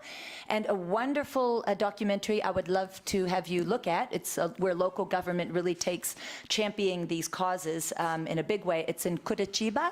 The name of the film is called A Convenient Truth. A Convenient Truth. So that's where, in terms of their waste, they did a collection where the homeless can earn money by being part of that collection service. And it's made a 70% reduction in their waste to landfill. That's a nice movie to watch. And then around environmental education, with the focus being on producing no waste. Garbology is a great curriculum I've worked with before, and putting in permaculture into that. And then legislation, banning single-use bags, you've heard, making manufacturers responsible for the end of their product's life, and demolition waste, definitely. I've seen too much of that in the city, where demolition waste is, could have been better managed. That's it, thank you. Wonderful, Sam, thank you. Councillor Mallett. Thank you, Sam. Hey, just the very last point you touched on, demolition waste. What are the options for that? Well, in the case that was next door to me, the plot was being turned from a house into a big multi-dwelling. I just saw the house, literally a big bulldozer came and just, there was still bed, washer, bathtub, even clothing, all of that. I looked at that just being all mangled up with the metal, and my colleagues, most of us from third world countries, were looking at it and saying, why is all these things that actually could have been harvested prior to and just saved by someone, anyone, why is it all mangled now with all the dirt, and why is this metal, which could have been used, now all crumpled up? So just something simple where in new building sites that we look at, you know, asking, making... Sorry to be rude, but you've just posed the question, you've just posed my question again. Yeah, so I said, what do you do? What can we do about it? Well, my thought was did people leave their clothing in the building, did they? I guess they were maybe evicted, or I don't know how it ended up, still all of those things being there. But my thought was, when I was seeing that, is why didn't this company put a notice out that there's all these free things, or even put it on the curb, you know, where it could have either been collected. There were a few ways to let the community know that these resources were freely available, where they could have been given a little time frame to collect them and use them. And I think also the demolition, like when they were building with the styrofoam as maybe insulation, that styrofoam just ended up being all over the neighborhood. It was all in the stormwater drains, and I thought that's horrible to see the styrofoam adding into our wastewater, which goes out into the ocean. Sorry, I thought you were suggesting there was a way to avoid that. That was for the styrofoam? Well, for all of it. I was asking what were the things you can do, because industrial demolition is a big issue. Yeah. And it's big quantities. And sorry, and I thought you said there was some way of Well, my thought was, you know, find them. As soon as I saw that there was styrofoam in our waterways based on their building practices, I thought, why am I paying the cost for these people to make money? So I thought, how do we fix it? To come around at any building site that is being worked on, and well, first of all, to have legislation to fine for any of these kinds of debris that get blown, or the wind takes it, to fine when that happens, because there was no cleanup. I didn't see anybody for days coming from that building site to clean in the neighbourhood all the waste that had ended up in the stormwater. Okay. Thank you. Yeah. Councillor Southgate. It's a follow-up to the construction, and I was going to ask, or two questions, one of them on construction, because I agree with you, construction waste is a huge volume. Are there any examples of best practice? We do have some recycled concrete facilities in Hamilton, some metal recycling facilities. and presumably there is some way of dealing with leftover timber as well, not the contents of the house. But I'm just interested, are you aware of any other place in New Zealand that does best practice in that space? Because I don't think we're there yet. Well, I know when I was in Christchurch during the Social Enterprise World Forum, a few interesting social enterprises had sprung up because of the demolition that was, you know, just naturally from the earthquake. There was so much, and there was some really creative things that came out of there. One was a wood recycling social enterprise, which was really creative. It's not my, it hasn't been my focus of study, so I only know from seeing next door and my thoughts around definitely fining, and then how social enterprise can be one of those creative solutions, and maybe looking at what Christchurch did when they had all that building Okay, thank rubbish. you. Because Yeah. I know that, I'm just asking, if are you interested in pursuing a sort of a regulatory or a educational? Because, for example, waste soil off building sites was solved as soon as they had to provide funding to stop topsoil going down the drain. So That's that was right. a regulatory response. Definitely. Do you feel that the council should explore both a regulatory or just a general education? I think constructive? regulatory. I think they're not going to do anything unless it's hitting them in their pocket. Okay. Yeah. Oh, one more question. You just said more ambitious targets. You provide details of those targets where we can be more ambitious? It's really helpful to be as specific as possible. I did think if I was going to be asked that question, because I saw 10%, and then, as I said, when I was looking at the, you know, the Curitiba, where they were able to reduce by 70%, I thought, wow, and that's really ambitious.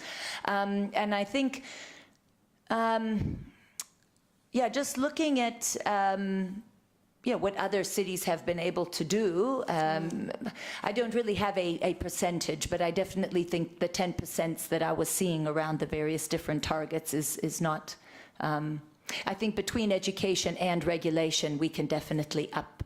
And looking at social enterprise solutions. So you'd like to see more ambitious targets in terms of the avoidance and reduction end of the scale, as well as previous speakers have spoken to? Yes, that's right. Thank you. Thank you.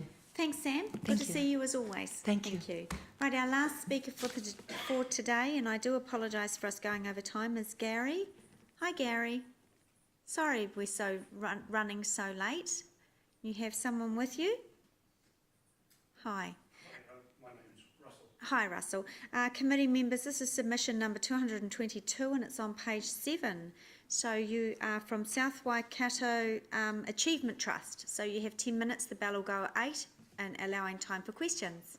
So over to you. Thank you. First off, I'd just like to speak a little about the Achievement Trust, because it kind of meshes together for what we believe to be a holistic approach. The Trust is a large not-for-profit organisation. It focuses primarily on providing for disadvantaged and marginalised people. Employment is a key part of providing for those people. So to provide employment, we operate a number of social enterprises. One of those social enterprises has worked in recycling for 20 odd years. We operate the transfer station for South Waikato District Council.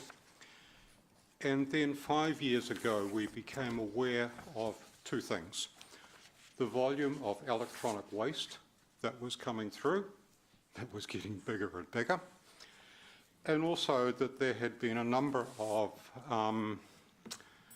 cowboys, I guess you could say, working in the business and either falling over or doing some not particularly ethical things.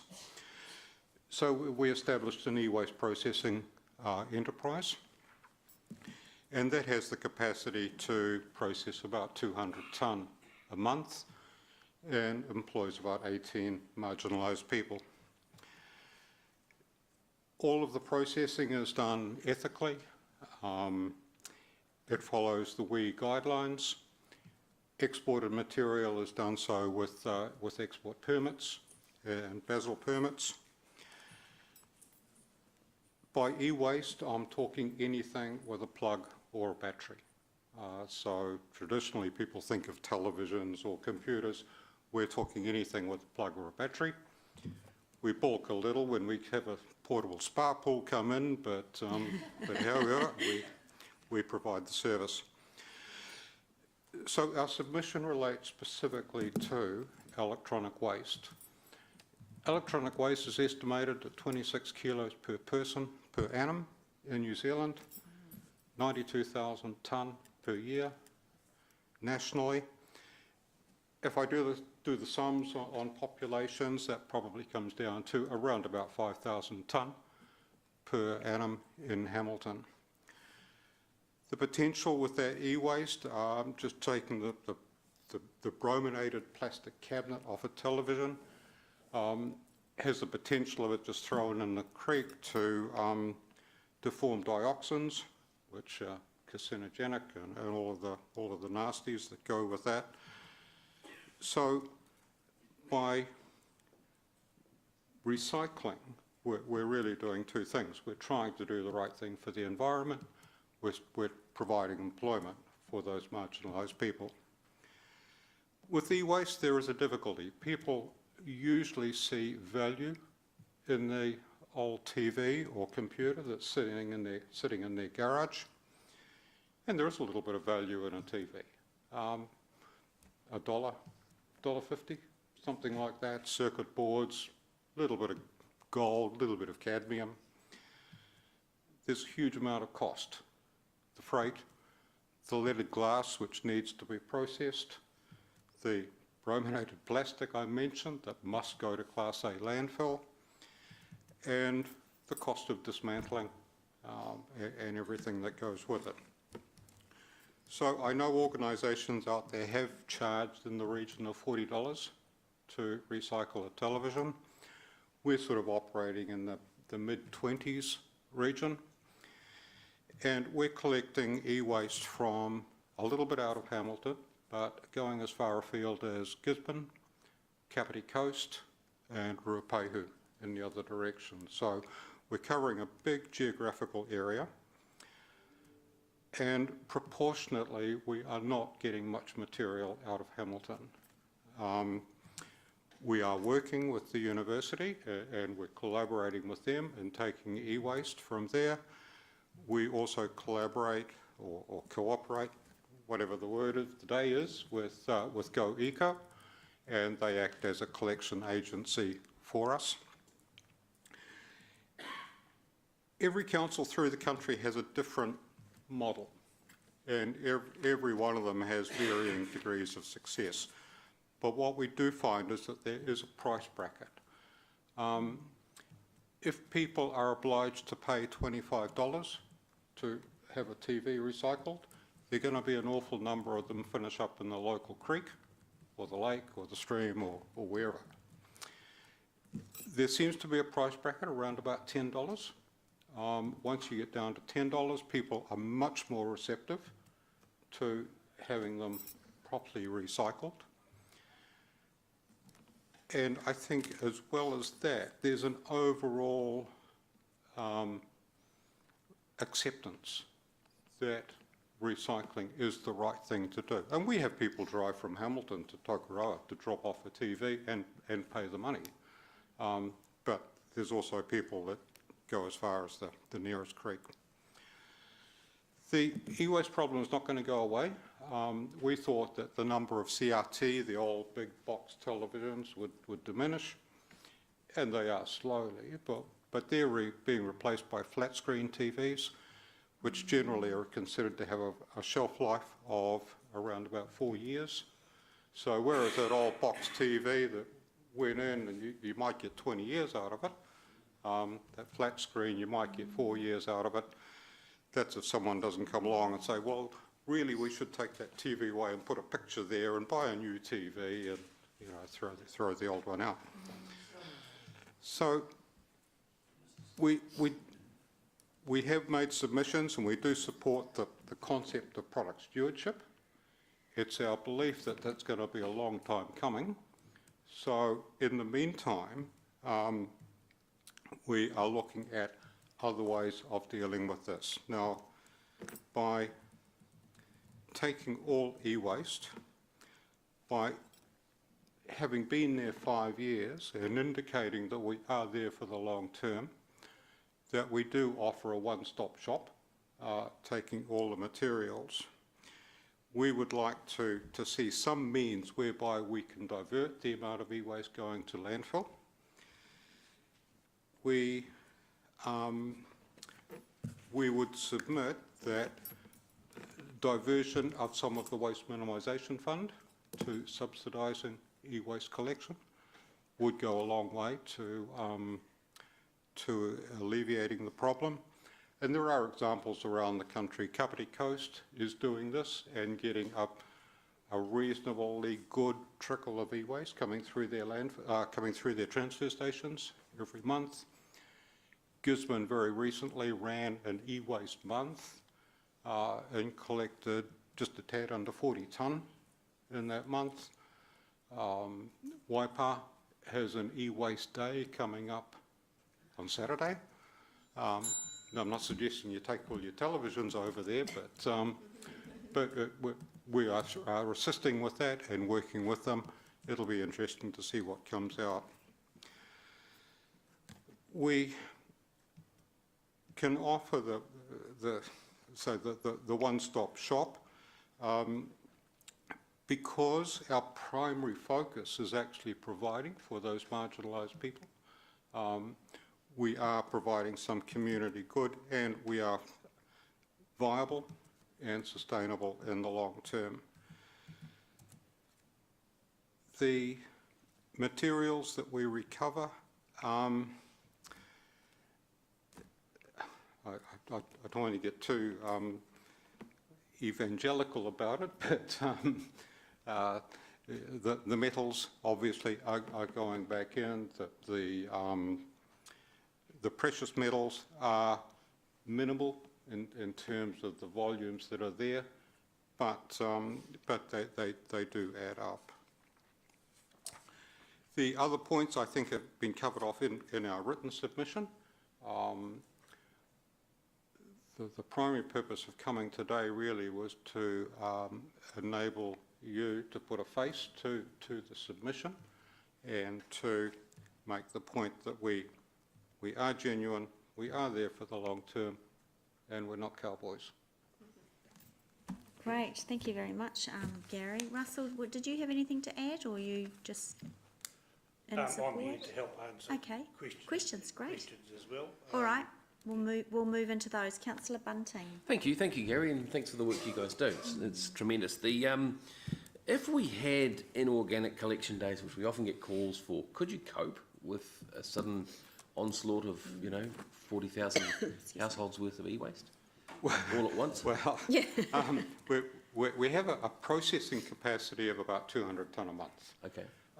We have a very large storage capacity on the site, and if you could imagine, when we started the business, there were still some residues of the old TV take-back scheme around the country, and I think we finished up with something like 150 pallets of televisions. Right.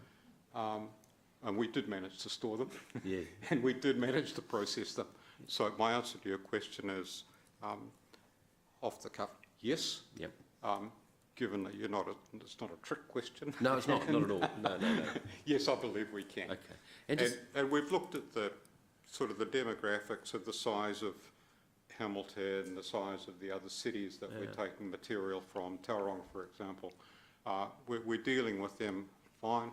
I see no issue here. Right. The issue that we have that appears to exist in Hamilton is the ease of biffing it in the hole. Yeah. So that's where it goes. I guess the issue for us as a council is collecting the stuff and getting it to you. I mean, collecting it, or even providing a mechanism at the transfer stations. Yeah. Whereby it can be put aside and we can. Which conveniently segues into the next bit about the potential contract that's going out with the 10-year plan.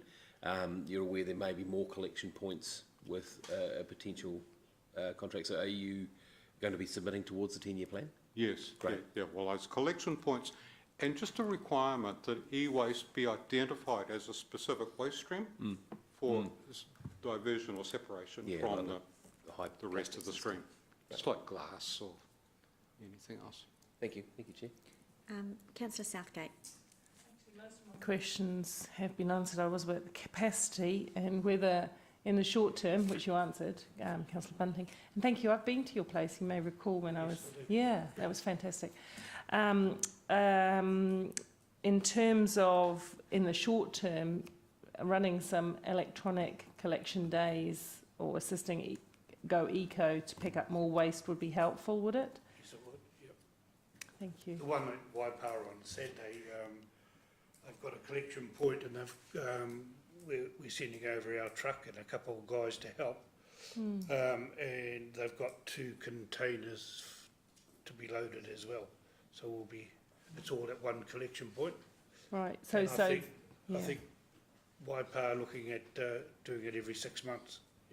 Okay, so if we were to at least match Waipa's efforts in that respect in the short term, given that there might be other things in the plan that would allow us longer term, because as Mark Bunting said, you would need to up capacity if you've suddenly got all of Hamilton's e-waste. Yeah, and I know that we have the capacity to do that.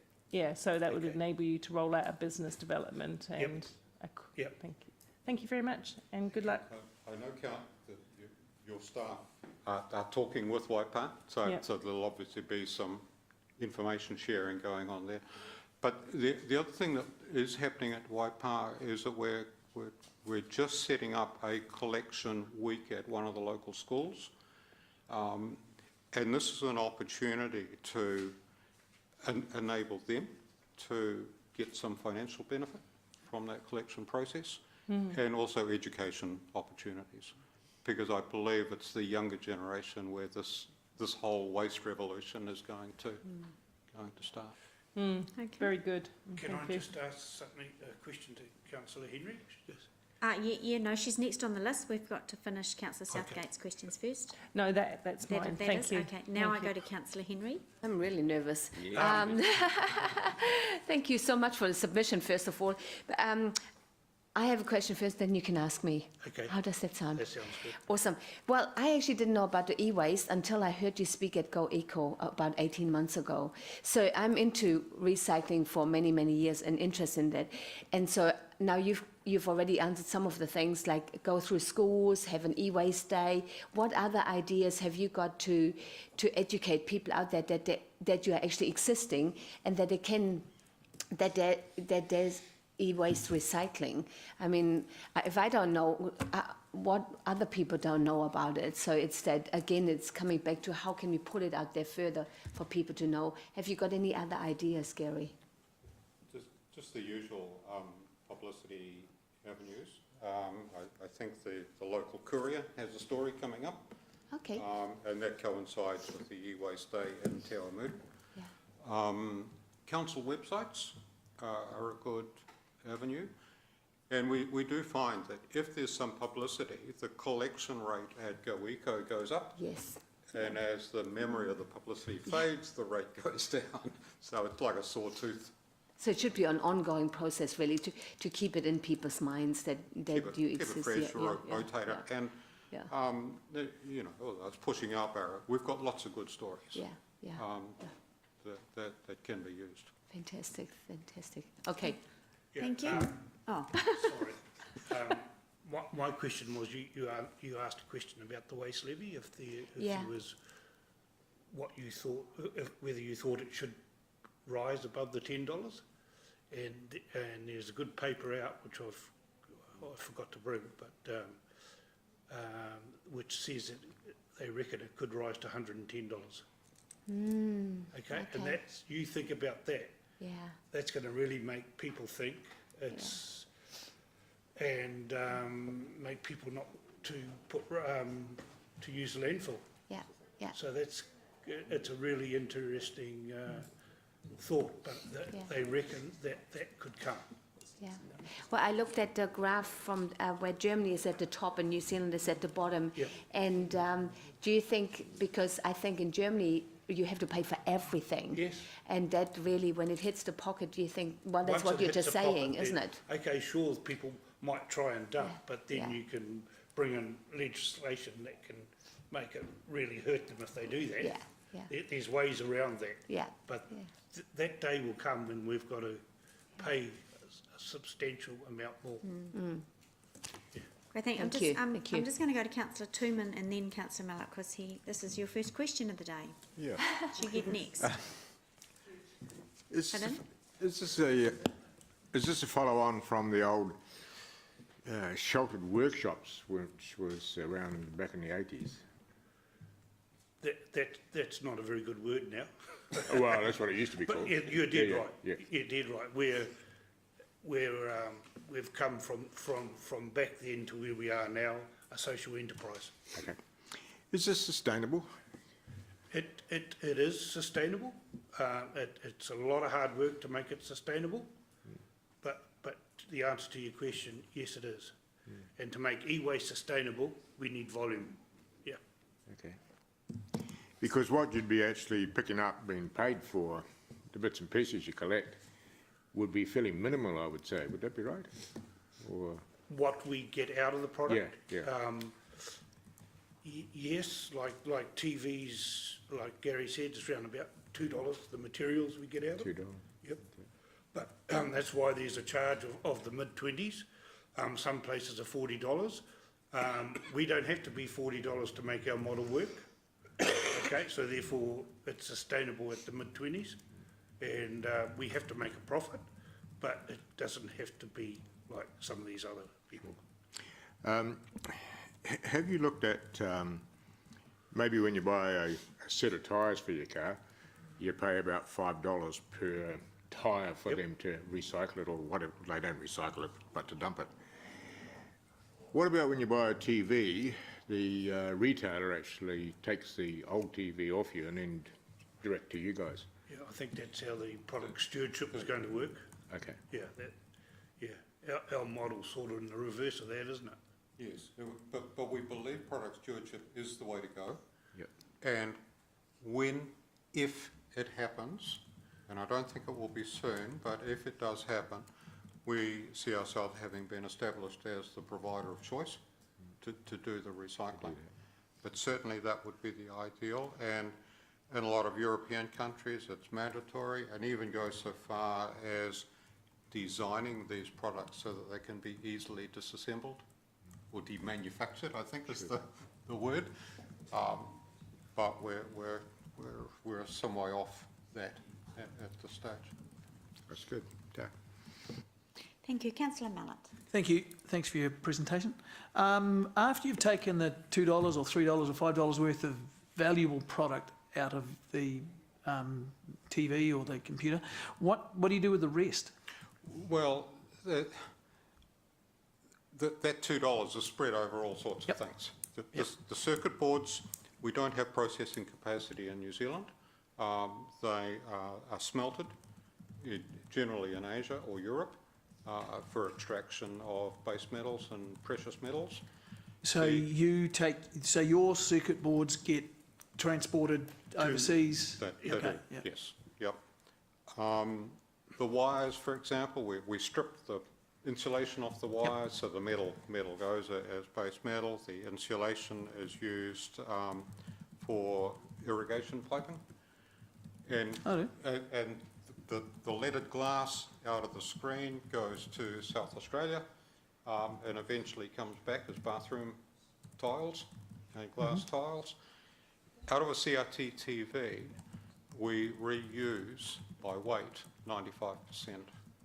Oh, okay, so there's a significant amount. Is that case, which isn't very heavy, but it's that case with the carbonated plastic, must go to Class A landfill. It's a ministry requirement. Okay, you can't do anything with it? We could, but you're not allowed to. Oh, why is that? It's because it was set out by the waste minimisation that wasn't a good plastic, but in effect it could be. it could easily be put into piping, but you're not allowed to recycle it. Is there a rationale for that? In New Zealand. Is it dangerous? Well, product, to me, it's not, because it's a fire retardant plastic. It's not dangerous, but that's the law, and so we. Is that law silly, or is that Law is reasonable? silly. Yeah, to your answer, the law is silly. But We got. yeah, we have.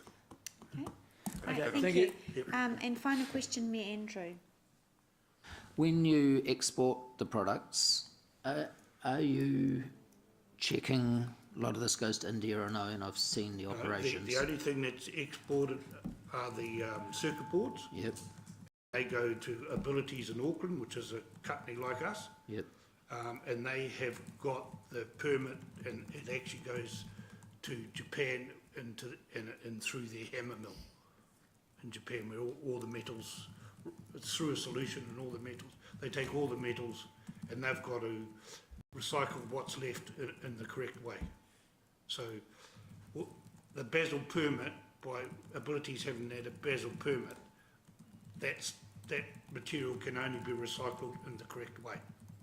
And that's the way it leaves New Zealand. Okay, so it doesn't go to anywhere bad. So, hey, not like the cricket. Yeah. Thank you. We're super cautious about the ethical aspects of it. Okay, great. Thank you very much. Very interesting submission, and good luck with continuing doing your work, and we hope that we'll be able to contribute somehow in some way with the new plan in the future. So great, thank you very much. Right, committee, that's the end of our submissions, and Charlotte's going to come up to the table. And we will turn to page 11. Now, remember, we are unable to deliberate, not only for under delegations, but also we haven't advertised that, so we can't get into the substantive issue. Sorry, I've forgotten your name. Trent, of course. So we've got Charlotte and Trent here. So pages 11 through to, well, actually any of it if you want, but it really is just questions. We'll take the report as read, questions of the analysis, and then also we'll do questions and comments, but not debate. If you want the staff to include anything in the deliberations report, I'm sure they've been writing a few things down based on what the questions that some of the committee members have raised, but this is your time to do that. So, look, we'll just do that. Councillor Pascoe. Great, thanks. I've got two outcomes from the discussion this morning that I'd like you to do if you haven't already written it down. And the first one was around the Go Eco presentation, where they mentioned about that 33% increase, which was rather surprising for me. And I'd just like you to perhaps to get from them, they said they had the stats around whether it was commercial or residential, as to where that 33% has come from. So that, I mean, what I'm looking at here in your report on paragraphs 24 and 25, most of the feedback seems to be that we could get our best bang for our buck in spending is around education. Yeah. And I would not like to see us targeting a general education program to, say, residential homes, where in fact the amount going to the landfill has actually decreased over. I'm sure it hasn't, but it won't necessarily have gone up by the 33%. So if we could get some feedback from them, because they said they had the info, then that will help us with, if education becomes the primary focus of where we might put our limited financial resources, then we can make sure we actually target our advertising accordingly. And the second one, did you want to respond to that? Or? So the data that they presented was from the waste assessment report that we put out with the waste plan. Okay. So we've got all that data. Oh, so you've got all that data. Okay, yeah, okay. that's all the information we collected. Okay. So yes, we are. So you've got the answers for that. Yes. And I'd like to see that come back. Definitely. Because I think that's quite a stark percentage in 4 years that happened. And the second area was around Sam's presentation on the demolition, I think I'd like you to do a little bit of research around the building. I would imagine if a resource consent is given to a demolition building, there would be some certain rules around it, and it does concern me that if polystyrene got into our waterways as a result of a bad demolition, that, you know, our resource consent should cover off that demolition was outside you know, the rules. And if it isn't, then perhaps it should be in there that we should be setting out in the resource consent for the demolition what the demolition operator can and can't do, and what areas they have to mitigate against. Rob, I don't think that demolition was done here, though, was it? I thought she's. Yeah. That was what I picked up. But even if it hasn't been done here, I think it's useful that there is some that left-hand, right-hand stuff is suggesting that we are trying to minimise waste, and if we've got a way that we can actually include it in our resource consent, then that is one way that we can get a little bit of control over what comes out of those demolitions and where it goes. There's definitely requirements within the resource consents for like demolition and construction of building sites that it's contained within the boundaries. So I would imagine, and that instance that she quoted would be something that would have been in contravention. Resource consent pretty much, and we do have staff that are out monitoring, but obviously we'd like to have them everywhere all the time, and it's normally, you know, if we're no, I understand that, but I want to make sure that it is in there, and definitely is. Thank you. Thanks, Councillor. Councillor Bunting? Well, first of all, just like to comment, I think we're pretty on point actually with a lot of submissions. We're very supportive of where we're going with it, so that's great. So well done. I would like to emphasise the data collection, though, that in particular Jackie brought up, and it's something that I know you've mentioned quite a bit in discussions, but I'd like to see it really in that plan, that this is going to be one of our targets to collect, because we can't do anything until we know what's going on. So this is not, so what are you wanting them to bring back? Because you can't add into the plan at the moment, that's for deliberations, so... No, the head nod's fine, actually, no, I can't think of actually anything I could ask you to... Is there anything? Find out more. Is there anything around the data you want them to bring back in perhaps that report? you could bring to this group some of the frustrations that you have about the data collection. Yeah, would that be fair? Yeah, because it is. And some of the risks and challenges against us collecting the appropriate data that she was talking about. Yeah. Yeah.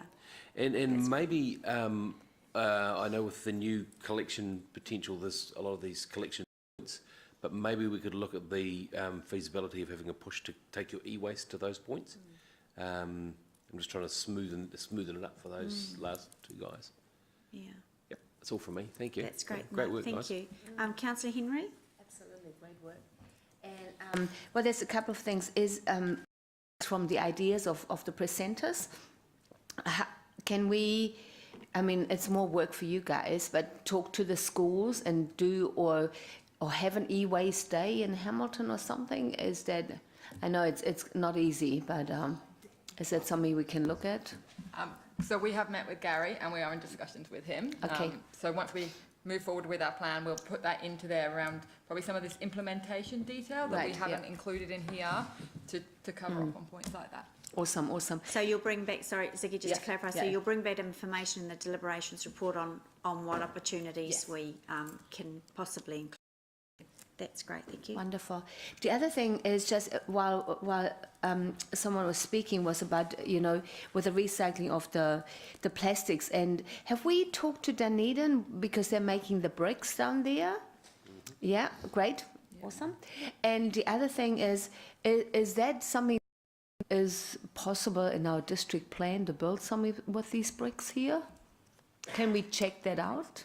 So that's so conversations around you, Azagi, are you wanting them to bring back information on what the city can do in terms of what that Dunedin whether we can do something similar with what they're doing. Like. Yeah, that'd be great. Thank you so much. That'd be awesome. Great. Thank you. Councillor Southgate. you, Madam Chair. Just a couple of ones that haven't already been mentioned, I don't think. Unless I was, firstly, the issue of things going into a recycle bin that shouldn't be in that bin. At the moment, it's an open bin, yeah, so it blows out or it gets left there until it floats off somewhere else. And when we go to the new system, we'll have sorting. Given that people aren't perfect, they're not going to sort perfectly, so things are going to end up in the wrong bin. How do we address, and don't need to know it now, how do we address the issue of in a commingled waste situation where something ends up in the wrong bin and needs to be sorted out again, or, you know, so that we deal with that issue of it being left behind and somehow. I am interested in us being able to have a really informed discussion about targets that not macro targets, but the sort of more micro targets, if we can shift any of those up to be more progressive. And of course, I'm going to mention, I actually have talked about construction waste for many, many years since I was on the first waste management plan, which was the time before last. But anyway, it is a big portion of our waste in terms of volume to landfill. And it seems to me that we could do a lot more to get anywhere near best practice in that space. We have been talking about residential homes and what comes to the curb. I really am interested in staff's reflections and understanding as we go forward around what we could reasonably expect to do in construction waste and have a target for it as well. So we might not be able to get rid of everything off a building site, but we may be able to, you know, because there, like I said, there are people who crush concrete, there are people who take waste metal, especially the more valuable metals, copper and the like, and there are people who take glass, and there are people who take some aspects of timber and reuse them, or whatever they do, pulp them, whatever they might do. So I do think there is a lot of, I know we can't focus on everything, and we did discuss this in our group, but it was raised by a submitter, and I think therefore we should give a really good response to that, and I need to understand what we can do. Thank you, Madam Chair. Great, thanks, Councillor Southgate. Councillor Tooman?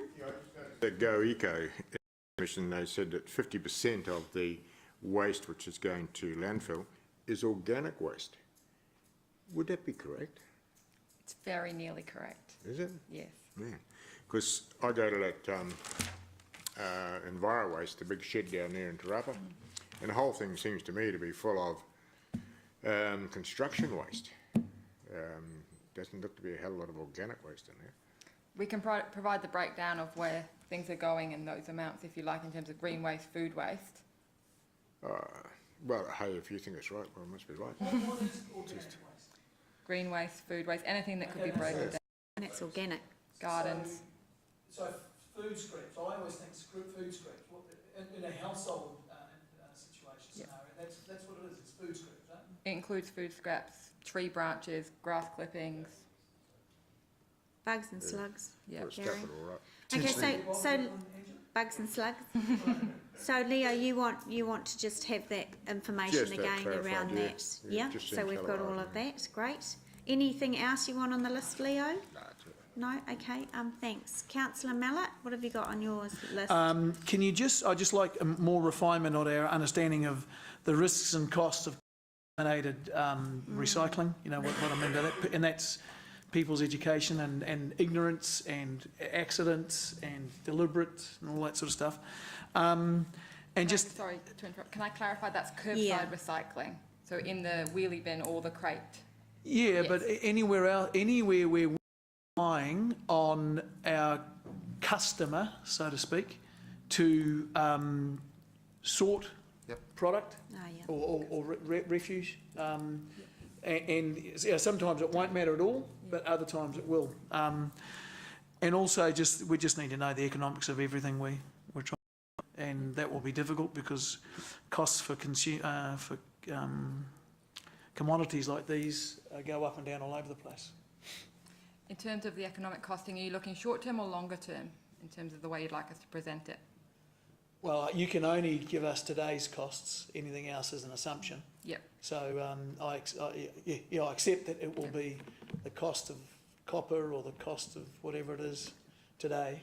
Gary, do you want included in that the costs of doing or not doing a particular part of the plan? Or is that's a bit too broad? Just give an example of... So we've... Oh, sorry. So the cost of, because the first one you've got risks and costs of contaminated recycling. Yep. And then the second bit of information, are you looking for economic costing in terms of is this a cost benefit analysis? So I is guess it you're more saying, of that? so put everything in the landfill, Yeah. and we need to know that is option, that's the I guess that's option A, that's an option, Yeah. and the cost of that is the tonnes times the levy equals, Yeah. I guess, is that right? Is it as simple as that? I don't know. And our current Yeah, collection, okay. obviously the current collection cost, but the cost of getting and I think the guy, the contractor pays the $10. Is it $10 per tonne? For the levy a bit, but that doesn't include the whole gate fee. So the gate fee is the cost of running a landfill operating it. So $10 is only the levy bit that goes to central government. There's a much higher cost in terms of disposing to landfill. Okay, because the $60 per tonne sticks in my head, but I don't know where I got that from. Is that... That could be a gate fee that you've Okay. heard a price Okay, of. cool, that's Thank you. great, Gary, thank you.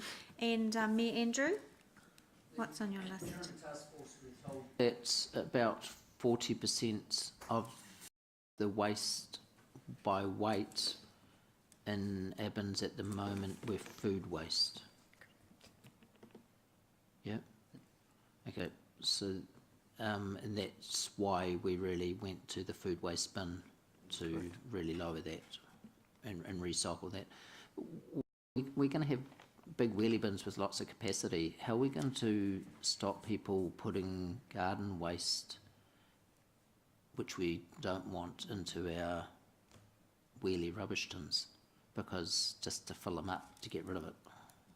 How can we regulate or... Yeah, a lot of that's going to come down to the methodology that we work with the contractor and how we sort of look at from, they've got onboard cameras that can see what's been tipped out of the bins, so we can go back and do education programs or, is there penalties associated, etc. So it's the methodology and how we manage it moving forward with the new contract.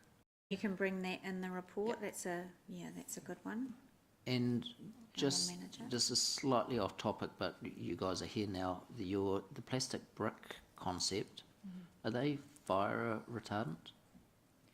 I'm just thinking of the big building in London that burnt down and all the regulations since to ensure that any building that's done on the outside of a building which had never been considered before as having to be fire retardant because of the fire spreading around the outside of the building and into other rooms and other units. I just wonder where we are there. Yeah.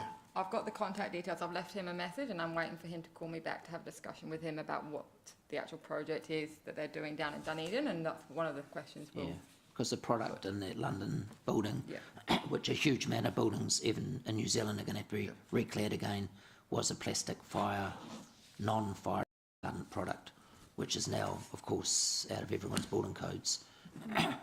But just a point of interest really for feedback. Great. Thank you.